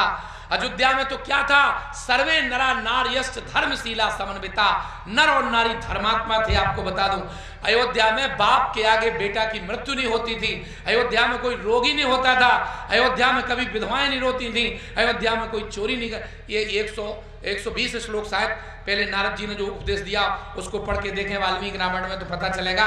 तो मैं निवेदन करूं मेरे प्यारे श्रोताओं, इसलिए भगवान श्री राम ने लंका से वैद्य बुलवाया, और हनुमान जी वैद्य को जब लाए, और वैद्य जी को मकान हनुमान जी ने रख दो। बंदर बोले वैद्य कहाँ है? बोले कुंडी खटखटाओ, अंदर घुसो हुए। तो कुंडी बजाई तो वैद्य जी निकले। अच्छा बोलो रात के दरोगा जी 1 बजे कोई आदमी जगह और बंदरा ही बंदरा दिखावे, हजारों करोड़ों बंदर तो घबरा जाए। राम जी ने वैद्य से कहा वैद्य जी तुम्हें मेरे भाई का उपचार करना है। वैद्य ने तो एक बात कही है कि मैं तुम्हारे शत्रु का वैद्य हूं, अगर मैं उपचार करूंगा तो अधर्म हो जाएगा। वहां भगवान श्री राम ने कहा वैद्य अगर मेरे भाई के उपचार में अधर्म हो रहा हो तो तुम मत करो, चाहे कुछ भी हो जाए मैं तुम्हें प्रेरित नहीं करूंगा। वैद्य रोने लगा, बोला प्रभु जय हो, जैसा सुना था वैसा पाया। चरणों में गिर करके बोला, लेकिन वैद्य ने बदमाशी की बात करी है।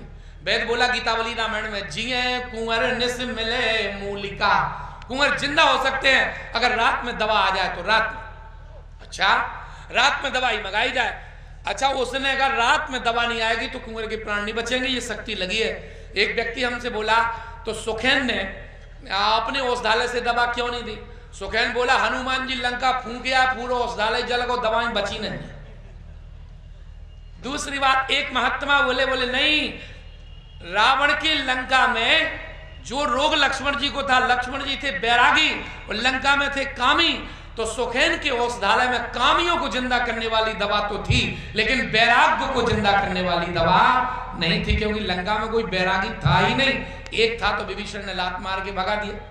तो कहा रात्रि में लाओ। उस समय हनुमान जी महाराज ने कहा हनुमान नाटक में कि खोलती हुई तेल की कढ़ाई में राई के दानों को डाल दो और वो चटक नहीं पाएंगे, हम बूटी लेके आ जाए।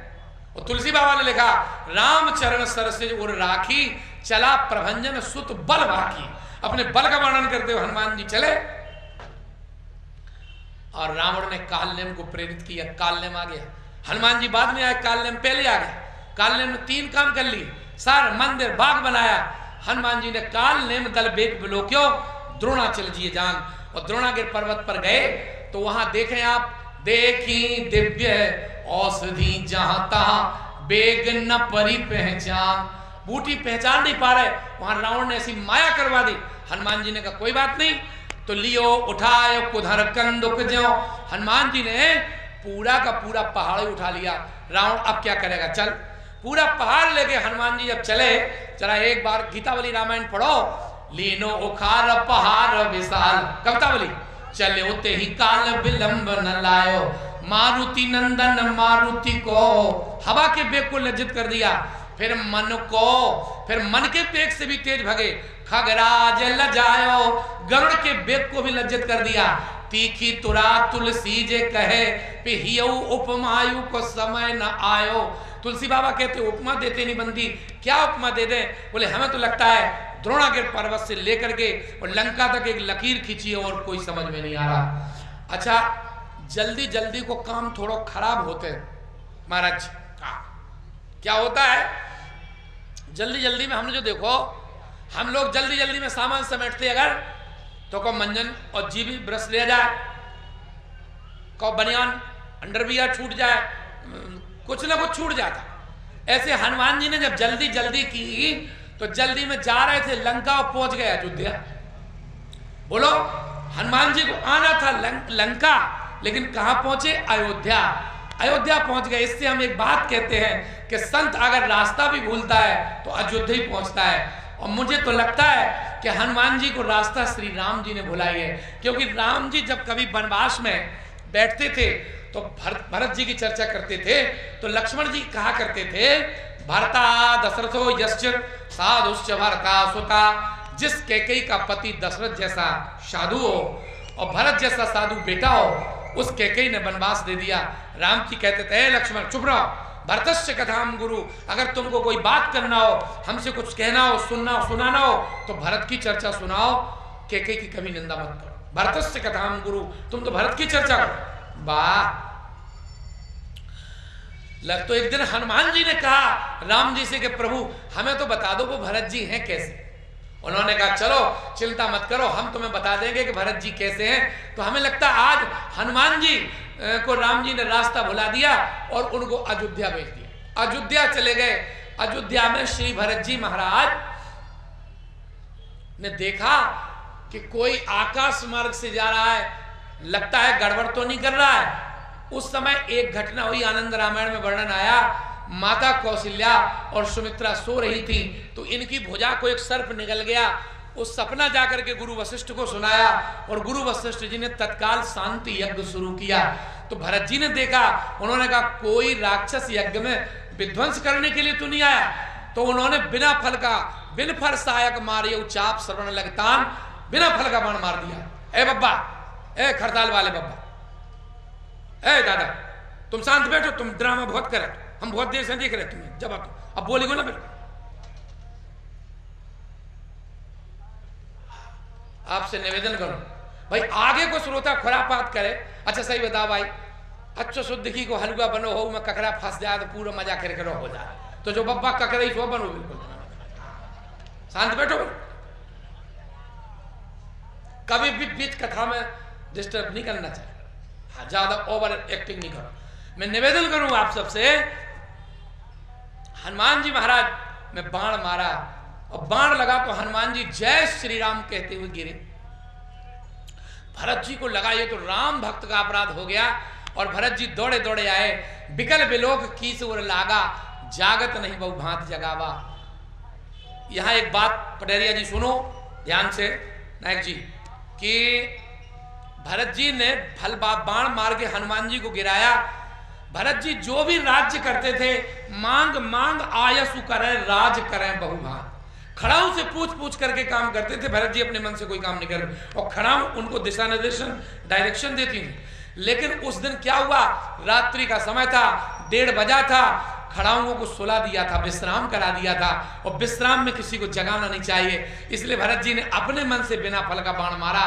हनुमान जी जब जय श्री राम कहते हुए गिरे, ओ दौड़े दौड़े आए, जगाया।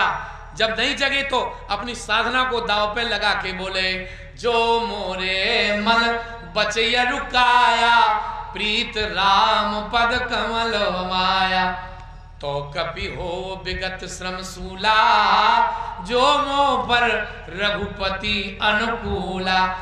लक्ष्मण जी ये बात जब कही तो हनुमान जी उठ के बैठ गए। और हनुमान जी की जब मूर्छा खुली तो हनुमान जी ने देखा कि भरत जी का और राम जी का एक सा रूप, बिल्कुल एक से लगते हैं भरत और राम, हाँ कोई अंतर नहीं। एक बार तो नायक जी हमारे गांव में एक शेठ जी आए वृंदावन से, बोले पंडित जी तुम्हारे गांव में कोई दमदार आदमी है ऐसा जो 1-2 किलो रबड़ी खा ले? एक लड़का बोलो हम खा लें, कहा दो। सेठ जी बोले 11,000 रुपए देंगे अगर 2 किलो रबड़ी खा लोगे तो। लड़का बोलो 1 किलो रबड़ी खें, हम 10 मिनट का घरे जाए, फिर आन के 1 किलो फिर खें। सेठ बोले कोई बात नहीं चले जाओ।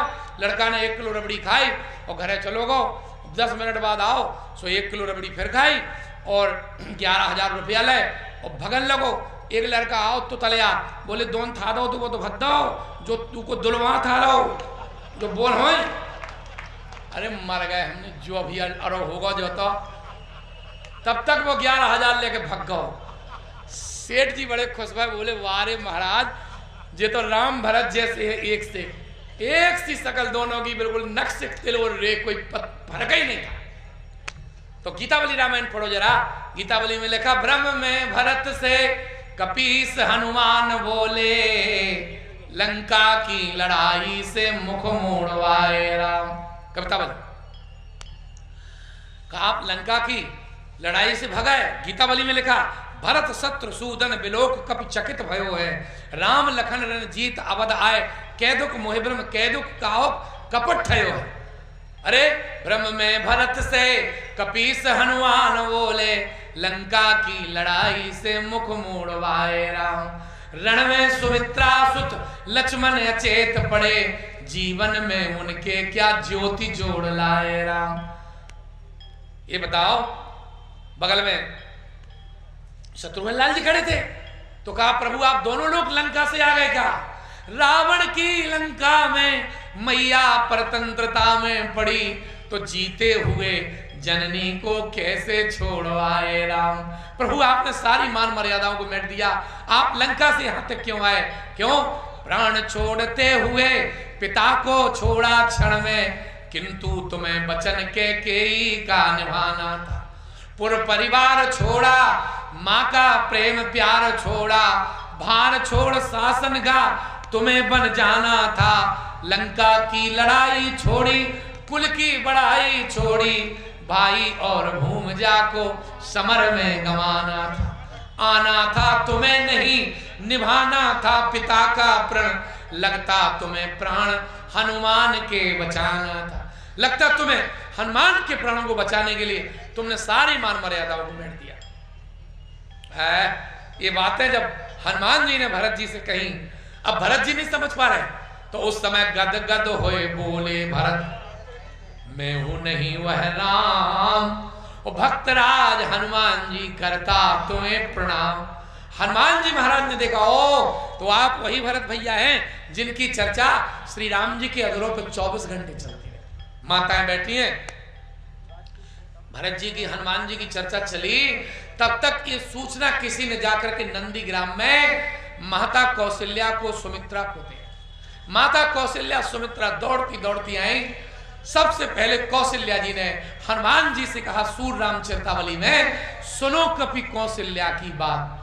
कपि तुम मेरी बात सुन लो, मेरे निर्दयी राम से कहना, यही पुरजन आवे बिल लक्ष्मण कहो वत्स रघुनाथ। अगर अयोध्या आना चाहो तो राम लक्ष्मण को लेके आए, वरना अयोध्या में आने की कोई आवश्यकता नहीं। उस समय सुमित्रा जी ने कौशल्या जी के मुख पर हाथ रख दिया, ऐसा मत कहो। हनुमान जी से बोली, सोह हमारी हनुमत तुमको, सुन रघुपति घबरावे, और सेवक जूझ मरोजो रण में, तो स्वामी घर आवे। तो किसी ने कहा सुमित्रा जी से कि तुम्हें अपने बेटा के मरने का दुख नहीं है? सुमित्रा ने कहा मुझे अपने बेटा का इतना दुख नहीं है जितना एक दुख है कि मेरा राम अकेला रह गया, इसलिए यद्यपि घन दूसरे हैं। अभी शत्रुघ्न लाल जी हैं, शत्रुघ्न लाल जी को बुलाया, बेटा तुम चले जाओ। क्या बात है, ऐसा ऐसा हो गया, लक्ष्मण को शक्ति लग गई। उस समय शत्रुघ्न लाल जी रोने लगे। तो एक हमारे देश के बड़े प्रकांड विद्वान पंडित मानस शास्त्री भाऊजी ने सुना होगा, हाथरस के थे, उन्होंने एक ऐसा छंद लिखा, सब शत्रुघ्न लाल जी रोने लगे तो माता सुमित्रा बोली, रोने का समय अब रहा नहीं सपूत मेरे, आज रघुवंशियों की लाज को बचाना, जेल में पड़ी बिलख रही है तुम्हारी अम्ब, जाकर के मानस उन्हें धीरज बनाना है, पाना है तुम्हें विदेह नंदनी को शत्रुओं से, या होकर विदेह तुम्हें स्वर्ग पद पाना है, तुम भी मर जाना मेरे लाल, लेकिन जीते यहां मत आना। तब तक रघुवंश की वीर वधू उर्मिला आ गई। उर्मिला जी बोली, मत भेजो अभी रिपुसूदन को, माँ अभी शत्रुघ्न को मत भेजो, पहले मन में प्रण ठान तो लूं, अबला रघुवंशियों की सबला, यह विश्व में एक प्रमाण तो दूं। माँ शत्रुघ्न लाल जी को मत भेजो, क्यों? कहा, माँ जब मेरे स्वामी जा रहे थे तो मैंने आरती जलाई, मैंने माला बनाई, तब तक किसी ने कहा स्वामी चले गए तो मेरी आरती नहीं बुझी है और मेरी माला नहीं कुमलानी है। किसी ने कहा अच्छा माला नहीं कुमलानी। उर्मिला जी बोली, रघुनाथ के साथ में नाथ रहे तो बिगाड़ सके क्या रूप विधाता, पति मेरे पड़े रण स्थल में, यह भाव समझ मन में नहीं आता, अभी आरती दीप बुझा है नहीं, यह माल का पुष्प नहीं कुमलाता, थक से गए हैं रण के श्रम से, बस और न दूजी बात है माता। किसी ने उर्मिला जी से कहा कि अभी तुम्हारा दीपक नहीं बुझा, माला नहीं कुमला नहीं। उर्मिला जी ने कहा, जब परमात्मा के संकल्प से सृष्टि रह सकती है तो क्या सती के संकल्प से दीपक नहीं रह सकता। आज अक्षय नवमी है, माताओं को एक बात जल्दी सुना दूं। एक बार इंद्र और शंकर, इंद्र बृहस्पति शंकर जी का दर्शन करने गए तो शंकर जी कोड़ी बन के बैठ गए। इंद्र बोला, क्यों रे तू कौन है जगत के स्वामी भोलेनाथ, कहाँ गए? वज्र मारा तो वज्र भस्म हो गया और शंकर जी कोप में आ गए। इंद्र बोला, इंद्र से बृहस्पति ने कहा चरणों में गिर जाए नहीं भस्म हो जाएगा, पर बृहस्पति ने बड़ी प्रार्थना की तो उन्होंने इंद्र को क्षमा कर दिया। अब बोले ये हम क्रोध कहाँ डाले? कहा आग में समुद्र में डाल दो। तो वो क्रोध समुद्र में डाला तो वो समुद्र में बच्चा बन के रोने लगा। ब्रह्मा जी आए, उसके सिर पे हाथ फेरा तो वो ब्रह्मा जी की दाढ़ी पकड़ गया, छोड़े ना। अरे उसने इतनी तानी के ब्रह्मा की आंख से आंसू निकल आए। ब्रह्मा जी बोले, ये हमें जल के अंदर मिला, इसने हमारे अंदर का जल निकाल दिया, इसका नाम जलंधर होगा। उसकी बड़ी पत्नी पतिव्रता थी जिसका नाम था वृंदा। अब इस बात को थोड़ा ध्यान से सुन लो। जब एक दिन नारद बाबा गए शंकर भगवान के पास, शंकर जी से बोले, क्या आपके कैलाश की महिमा है, खा पी के मौज उड़ा के जलंधर के पास गए। बोले जलंधर, हम शंकर जी के पास गए थे, ऐसी सुंदर नारी जो शिव जी के पास है मैंने कहीं नहीं देखी, वो तुम्हारे लायक है, लेकिन उन्होंने नहीं दी। इसी बात पर जलंधर का और शंकर जी गए, छिड़ गया। जलंधर ने अपना दूत भेजा, शंकर जी ने दूत को भस्म कर दिया। और जब शिव जी से उसका युद्ध हुआ तो तुलसी बाबा लिखते, परम सती असुराधिप नारी और तेहिवल ताह न जिते पुरारी। शंकर भगवान भी परास्त हो गए। विष्णु जी आए, विष्णु जी वृंदा के पातिव्य धर्म से परास्त हो गए तो उससे बोले, हम तुमसे बहुत खुश हैं, वर मांग लो। वो बोला, बहनोई साहब अगर तुम हमसे खुश हो तो हमारे घर में रहो। अब शंकर भगवान, विष्णु भगवान उसके यहाँ पहुनाई करने लगे। अब देवता घबराने शंकर जी से गए, शंकर जी से कहा फिर युद्ध हुआ। तो जलंधर ने एक काम किया घटिया कि जलंधर भोलेनाथ बनकर के पार्वती के पास गया और बोला, आओ मुझे आलिंगन करो। पार्वती ने कहा, शिव जी के स्वरूप में तो ये बात कभी थी नहीं। तो कहा, पापी जैसा तू मेरे साथ छल करना चाहता, तेरी पत्नी के साथ ऐसा ही छल होगा। और भगवान ने मौका लेकर के वृंदा के साथ छल किया और जैसे ही छल किया उसका सतीत्व नष्ट हो गया। तो यहाँ एक बात बड़ी प्यारी आई बाबूजी, मैंने पूज्यपाद पंडित रामकिंकर जी महाराज से प्रश्न किया इस बात का। उन्होंने कहा, गुरुजी जो काम रावण करता हो, जो काम राक्षस जलंधर करता हो, वही काम भगवान नारायण ने किया। ये तो हमें बात जमती नहीं भाई। जो काम राक्षस करें वो काम देवता करने लगे, ये परस्त्री हर जैसा दुष्कर्म। तो उन्होंने कहा कि दरअसल में बात यह है कि वृंदा का पातिव्य धर्म जलंधर को शक्ति देता था और जलंधर उस शक्ति से हजारों सतियों के सतीत्व को नष्ट करता था। तो जिस धर्म से अधर्म पनपता हो, ऐसे धर्म को भी नष्ट करने में कोई पाप नहीं लगता है। तो आपको बताऊं, जब भगवान ने जलंधर को मार दिया शंकर जी ने पतिव्रत धर्म नष्ट किया विष्णु ने। अंत में वृंदा भगवान को श्राप दिया कि विष्णु तुम्हारे शील को धिक्कार, तुम पत्थर हो जाओ। तो वही भगवान नारायण शालिग्राम बनते हैं और वृंदा अपने पति को चिता में लेकर के चढ़ गई और भस्म हो गई। उसकी चिता के भस्म से 3 पौधे निकले, धात्री, तुलसी और मालती। तो भगवान नारायण कहते हैं कार्तिक के महीने में जो हीरा मोतियों से भी मेरी पूजा करे तो मैं इतना खुश नहीं होता जितना आंवले की पूजा करने से मैं खुश हो जाता हूं। लेकिन एक बात ध्यान रखें माताओं, इतवार के दिन कभी आंवला का नाम नहीं लेना चाहिए, कल है इतवार, और न कभी आंवला के वृक्ष के नीचे से निकलना चाहिए। सूर्य भगवान बहुत नाराज होते हैं आंवले से। अब पता नहीं क्यों रिएक्शन करती, भगवान जाना जो जाना। गणेश जी को तुलसी बहुत, गणेश जी चिढ़ते हैं। तो मेरा मतलब तुलसी से जो भगवान का अभिषेक करते हैं, तुलसी जिन घरों में लगी रहती है, कार्तिक के महीने जो तुलसी के नीचे दीपदान करते हैं उनको अखंड लक्ष्मी की प्राप्ति होती है और उन बहु बेटियों को भी अखंड सौभाग्य प्राप्त होता है। ऐसी पातिव्रत धर्म की महिमा है। आज उर्मिला जी ने देखा आकाश मार्ग में, ये राजस्थान की एक रामायण मिली बाबूजी मुझे, लल्लू रामकृत रामचरितमानस, एक राजस्थानी रामायण को मैंने पढ़ा। मैं वहां गया तो मैं वहां से वो राजस्थानी रामायण लाया। हमारे शर्मा जी भी राजस्थान के बैठे हैं। तो मैंने जब वो रामायण पढ़ी उसमें एक बात देखी कि उर्मिला जी ने बीणा लेकर के बीणा बजाना शुरू कर दिया, बीणा बजाने लगे। कौशल्या जी ने, सुमित्रा ने देखा कि ये कैसी बहू है, इसके पति के प्राण संकट में हैं, वो ये बीणा बजा रही है। पूरी रात उर्मिला जी ने बीणा बजाई। इधर जब सुबह हुआ तो कौशल्या जी ने पूछा, बेटी तुमने बीणा क्यों बजाई? उन्होंने कहा दरअसल में माँ एक बात हो गई कि सुलोचना जो मेघनाथ की पत्नी थी वो आकाश में माया के शेर, बड़े बड़े शेर बना बना के और फेंक रही थी, क्योंकि चंद्रमा के रथ में हिरण जोते हैं। उसने सोचा कि हिरण शेर को देख करके जल्दी भागेंगे तो सुबह हो जाएगा और लक्ष्मण जी के प्राण चले जाएंगे, इसलिए वो जल्दी रात्रि करने में बाघों के चित्र बना बना के फेंक रही थी। तो उर्मिला जी ने कहा कि मैंने इसलिए सितार बजाया कि हिरणों को संगीत बहुत पसंद होता है, मृगों की आगे संगीत बजाया जाए तो फिर हिरण बढ़ते नहीं, इसलिए भगवान कृष्ण ने जब रास पंचाध्यायी में संगीत बजाया तो 6 माह के लिए प्रकृति अवरुद्ध हो गई थी। 6 माह दिन हुए ही नहीं, रातें बनी रही उसी संगीत के कारण, चंद्रमा के रथ के हिरण आगे बढ़े ही नहीं। इधर श्री हनुमान जी महाराज से भरत जी ने कहा, चढ़मम सायक शैल समेता और पठवों तो जय कृपा निकेता, तुम मेरे बाण पर बैठ जाओ, हम तुम्हें राम जी के पास भेज देंगे। हनुमान जी ने पोजीशन ली, जैसे बूढ़े बूढ़े लोग कार पे बैठते, वो कार का वो कब्जा पकड़ के बैठते नहीं बैठते। तो जैसे ही हनुमान जी इस पर चढ़े तो वो बाण कपने लगा, बाण कपने लगा तो हनुमान जी उतर पड़े। गोस्वामी जी गीतावली रामायण में लिखते, तीरते उतर जस कहन चाहो, मगन मौन रह मन अनुराग रहे। भरत जी ने कहा क्यों उतर आए? बोले जब मैं बाण पे चढ़ा तो बाण कप रहा था, मैंने सोचा जी बाण क्या आगे ले जाएगा जो कप रहा। भरत जी ने कहा इस बाण को जितना वजन चाहिए उतना वजन ही नहीं तुम्हारा। हनुमान जी बोले तब तो और ठीक रहो, जो आगे फेंक दे तो लौटने में दिक्कत पड़ती है। हाँ, इसलिए अब तो हम तव प्रताप और राख प्रभु जय हो नाथ तुरंत, अब तो हम आपके प्रताप से चले जाए। आज बाबूजी श्री भरत जी महाराज के चौथे सागर में हनुमान जी डूब गए।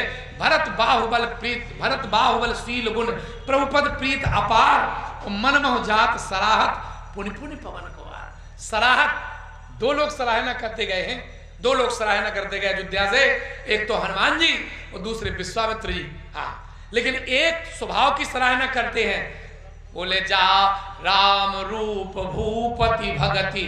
विश्वामित्र जब अयोध्या से चले, राम रूप भूपति भगति, ब्याह उछाह आनंद और जात सराहत, मन ही मन मुदित गाधि कुल चंद, और भरत बाहुबल शील गुण, प्रभु पद प्रीत अपार, मन महु जात सराहत, पुन पुन पवन कुमार। और हनुमान जी लेके जब आए, राम जी रो रहे थे, अर्धरात्रि के कभी नहीं आए हो और समय आए गए वो हनुमान जी करुणामय वीर रस। हनुमान जी ने जब पर्वत लाके रखा, वेद ने बूटियां निकाल के लक्ष्मण जी का उपचार किया। ये हमारा प्राचीन विज्ञान था, जितने बाण धसे थे सब निकल आए, घाव भी पुर गए, लक्ष्मण जी स्वस्थ हो गए। राम जी ने वैद्य जी से कहा, वैद्य जी आपकी फीस क्या है ये बताओ। हाँ, वैद्य बोले फीस यही है कि लंका में जाओ को तब पहुंचा दो, टेंशन नहीं, रावण के तुम तो इलाज करवे गए थे। हनुमान जी बोले तुम कह सकते हो कि जब बंदर मकान का मकान उठा के ले गया, कैसी तुम्हारी सुरक्षा के मकान चला गया, अब इलाज नहीं करते तो मरते क्या, इसलिए हमने तुम्हारी व्यवस्था बनाई। तो बहुत ठोर ही रात, उसी रात्रि में हनुमान जी ने वैद्य जी को जहां तहां पहुंचाया, और बहुत ठोर ही राख पयोनिधि आयो पवन कुमार, और हनुमान जी पहाड़ भी जहां का तहां रखा है। ऐसा नहीं कि काम बन गो पहाड़ का फेंक दो, हाँ हम तेल निकल गो और साहू के बेला का नार खा ले, नहीं जी नहीं जी नहीं। राम जी ने वैद्य को जहां का तहां, पर्वत को जहां का तहां। हनुमान जी से राम जी ने कहा, हनुमान एक बात बताओ, हमने सुना तुमने अपना इष्ट बदल दिया। बोले सरकार कैसा? बोले यहां से तो तुम मेरा स्मरण करते गए थे, वहां से भरत का स्मरण करते आए, क्या बात?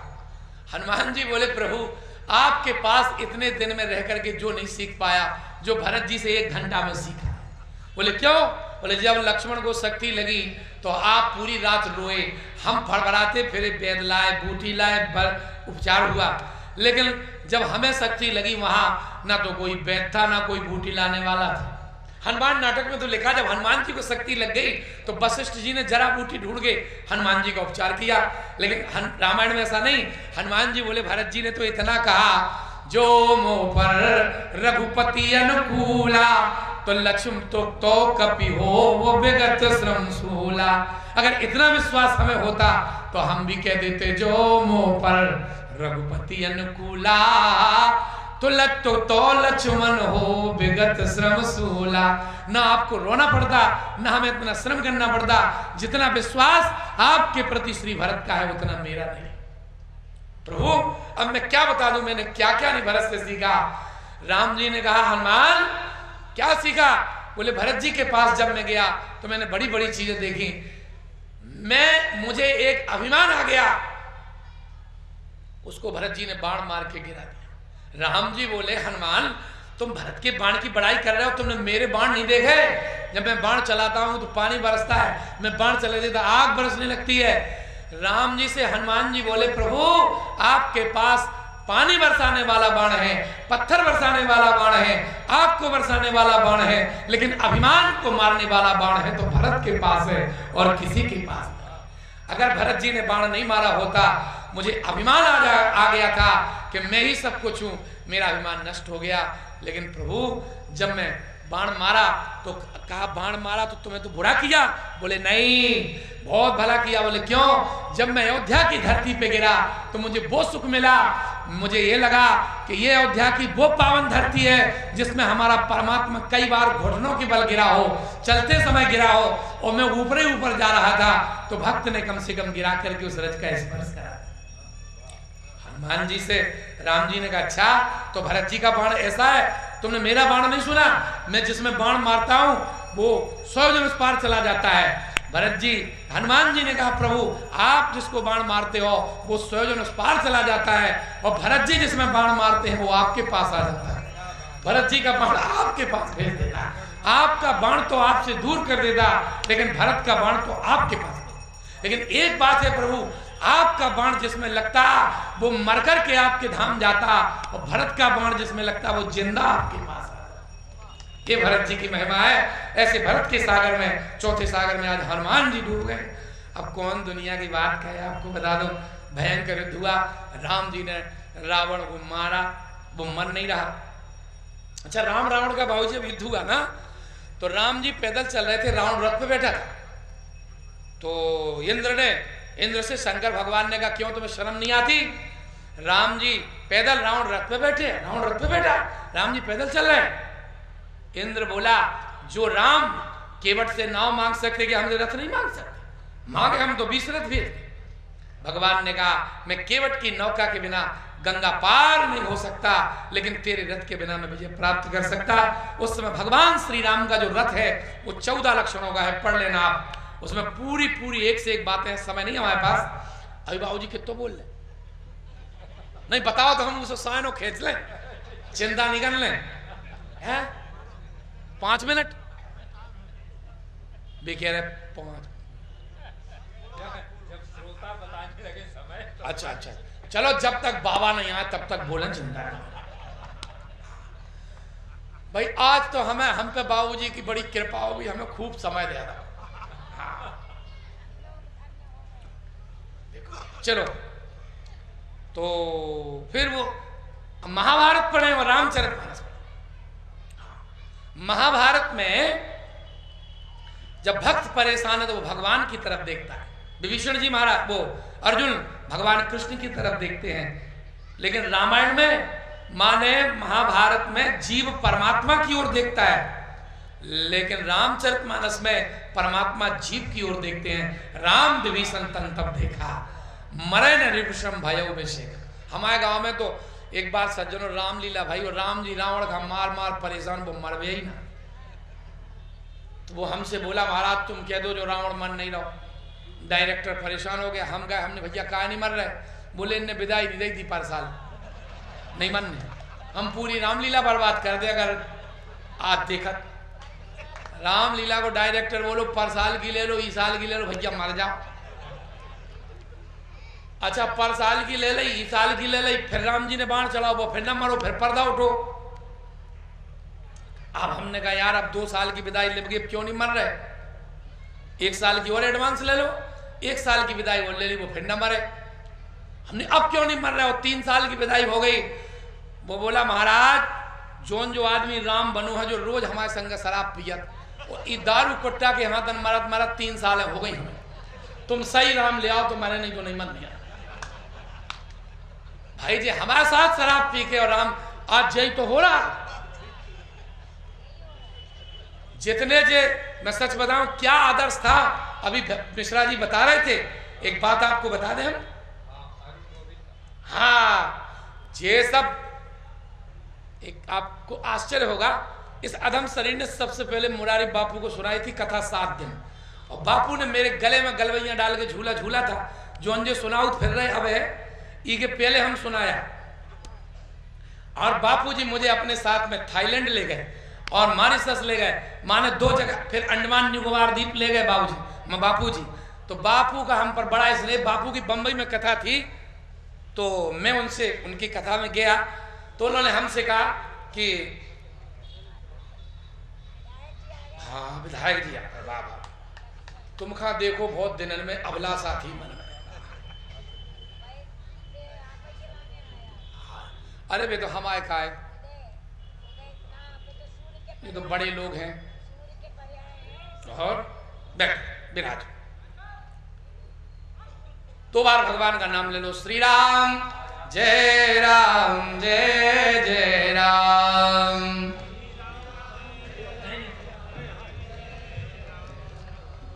श्री राम जय राम जय जय राम। जय सिया राम जय जय सिया राम। हमारे आदरणीय विधायक जी आए, उनका स्वागत है, पधारे, आसन ग्रहण करें। तो मैं निवेदन कर रहा था आप सबसे कि जब मैं उनके पास गया तो वो हमसे बोले पाठक जी तुम्हें किससे मिलना है, यहाँ बंबई में कोई चीज देखनी है। हमने कहा तुम हमें दीपिका से मिलवा दो तो आनंद आ जाए। अच्छा दीपिका ने जो सीता माता का अभिनय किया, बड़ा जीवंत अभिनय किया, तो हम बापूजी बोले दूसरे दिन आ जाएगी। दूसरे दिन दीपिका आई, उन्होंने कहा गुरुजी आपने कैसा याद किया, बोले हमने नहीं किया, इनने किया पाठक जी। तो वो हमसे बोली कि आपने हमें किस लिए याद किया। हमने कहा एक बात बता दो बहन, तुमने रामायण सीरियल में माता सीता का अभिनय किया, तुम माता सीता के चरित्र से कितनी प्रभावित हो।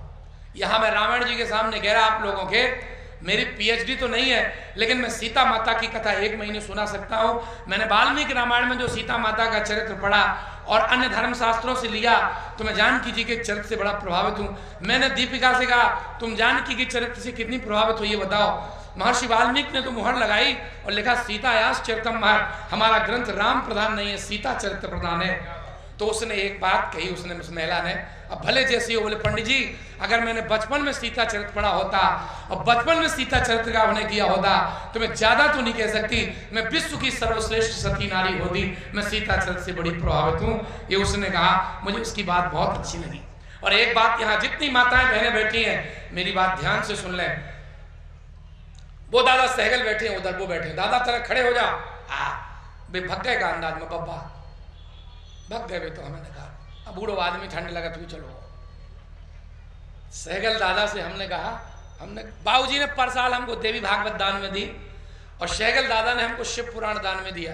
तो शिव पुराण जब मैंने पढ़ा तो माताओं, शिव पुराण जैसी कथा मैंने अन्य संस्कृत रामायणों को पढ़ा, पुराणों को पढ़ा, धर्मशास्त्रों को पढ़ा। जो शिव पुराण में नारी चरित्र एक अध्याय में माता पार्वती की विदा में एक बूढ़ी ब्राह्मणी ने जो शिक्षा दी, वो पूरी शिक्षा ऐसी अन्यत्र कहीं नहीं मिली। उसमें एक बात आई है कि जिस खानदान में, जिस कुल में पतिव्रता स्त्री आती है तो पतिव्रता स्त्री अपने पातिव्र धर्म के प्रभाव से 21 पीढ़ी अपने बाप के कुल का उद्धार कर देती है, 21 पीढ़ी अपने माता के कुल का उद्धार कर दी है और 21 पीढ़ी अपने पति के कुल का उद्धार कर देती है। और एक बात कही है वहां कि हाड़ गोड़ से हिष्ट पुष्ट मांस से भरी गोरी चिट्टी चिकनी चुपड़ी बहुत सुंदर जमाऊ दिखाऊ स्त्रियां तो सब घरों में हैं, लेकिन पतिव्रता स्त्री बिरले ही घरों में उन्होंने कहा होती है। और ये लिखा कि पतिव्रता स्त्री के जहां भी कदम पड़ जाते हैं वो स्त्री, वो घर धन्य हो जाता है। चलो तो अब रावण नहीं मर रहा, वहीं चलो। तो रावण, फिर राम जी और लोगों ने कहा भैया एक बात सुन लो, तुम जो है इस साल विदाई ले लो, अगली साल राम अच्छे लाएंगे। तब वो मरे। तो ऐसी रामलीला की दुर्दशा है। आदरणीय विधायक जी एक बात सुना दे आपको, राम जी और सीता जी रामलीला में भीतर क्या कर थे, तो सिगरेट पी रहे थे, सिगरेट। तो वे बोले हमें पिला दो एक कस, नहीं बोले झूठी हो गई। और जब वनवास की लीला शुरू हुई तो कहीं जिए दिन बे पुरुष बे नारी, अरे कहीं कहा एक सरूटा सिगरेट तो पियन नहीं रही बेमतलब की। तो ये सब बनावटी लोगों की बातें हैं। विभीषण ने जब बताया नाभि कुंड पीयूष वस जाके, तो राम जी ने खेच सरासन श्रवण लग छाड़े सर 31 और रघुनायक सायक चले मानो काल फनीस। एक बाण ने उसका प्राण ले लिए और मर गया। और जब वो मरा तो धरती डोल पड़ी, समय हो गया बस 1 मिनट में। और इसके बाद भगवान श्री राम ने विभीषण के द्वारा उसका दाह संस्कार करवाया। और आपको मैं बताऊं, अब बाबूजी का इशारा हो गया, इसलिए कौन दुनिया की बात कहे। राम जी बंदरों के साथ पुष्पकारूढ़ होकर के अयोध्या आए। अयोध्या में भगवान राम राजा बने। हम अपने राम जी को वहां अकेला नहीं छोड़ेंगे, 2 बार भगवान नाम संकीर्तन सभी लोग करेंगे, बड़े भाव से बोलेंगे श्री राम जय राम जय जय राम।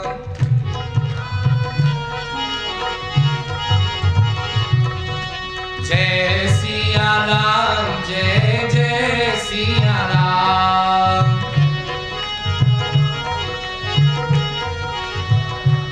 मैं 5 दिन तक आप सबके बीच में रहा। परम सम्माननीय पूज्य त्रिपाठी जी के स्नेह आमंत्रण पत्र के माध्यम से मुझे आने का सौभाग्य प्राप्त हुआ। इस बार फिर पुनः आपका दर्शन हुआ, अभिभूत हुआ, बहुत प्रसन्नता हुई। आप सब लोगों को ब्राह्मण होने के नाते मैं एक वेद मंत्र से आशीर्वाद दूंगा। भद्रम कर्णे श्रोणयाम देवा, आपके कानों को अच्छा सुनाई दे। भद्रम पश्येमाक्षभिर्यजत्रा, आपकी अच्छा दिखाई दे। आपकी बुद्धि अच्छे कार्यों में लगी रहे। यावत भागीरथी गंगा यावत देवो महेश्वरा, जब तक धरती पर गंगा जमुना रहे, धरती पर भगवान शंकर की पूजा अर्चना होती रहे। यावत वेदा प्रवर्तन्ते, जब तक वेद शास्त्र की ध्वनि गूंजती रहे, तब तक आप लोगों का वंश इस धरती पर रहे। जब तक धरा में सुरसरी आवर्षण करती रहे, जब तक गगन में सूर्य की लालिमा लगती रहे, जब तक न सागर शुष्क हो, संसार क्रम चलता रहे, तब तक जगत में आप सबके परिवार का जीवन रहे। इन्हीं मंगल कामनाओं के साथ वाणी को विराम। धर्म की अधर्म का, प्राणियों में विश्व का, गौ माता की, हिंदू संस्कृति की, वैदिक सनातन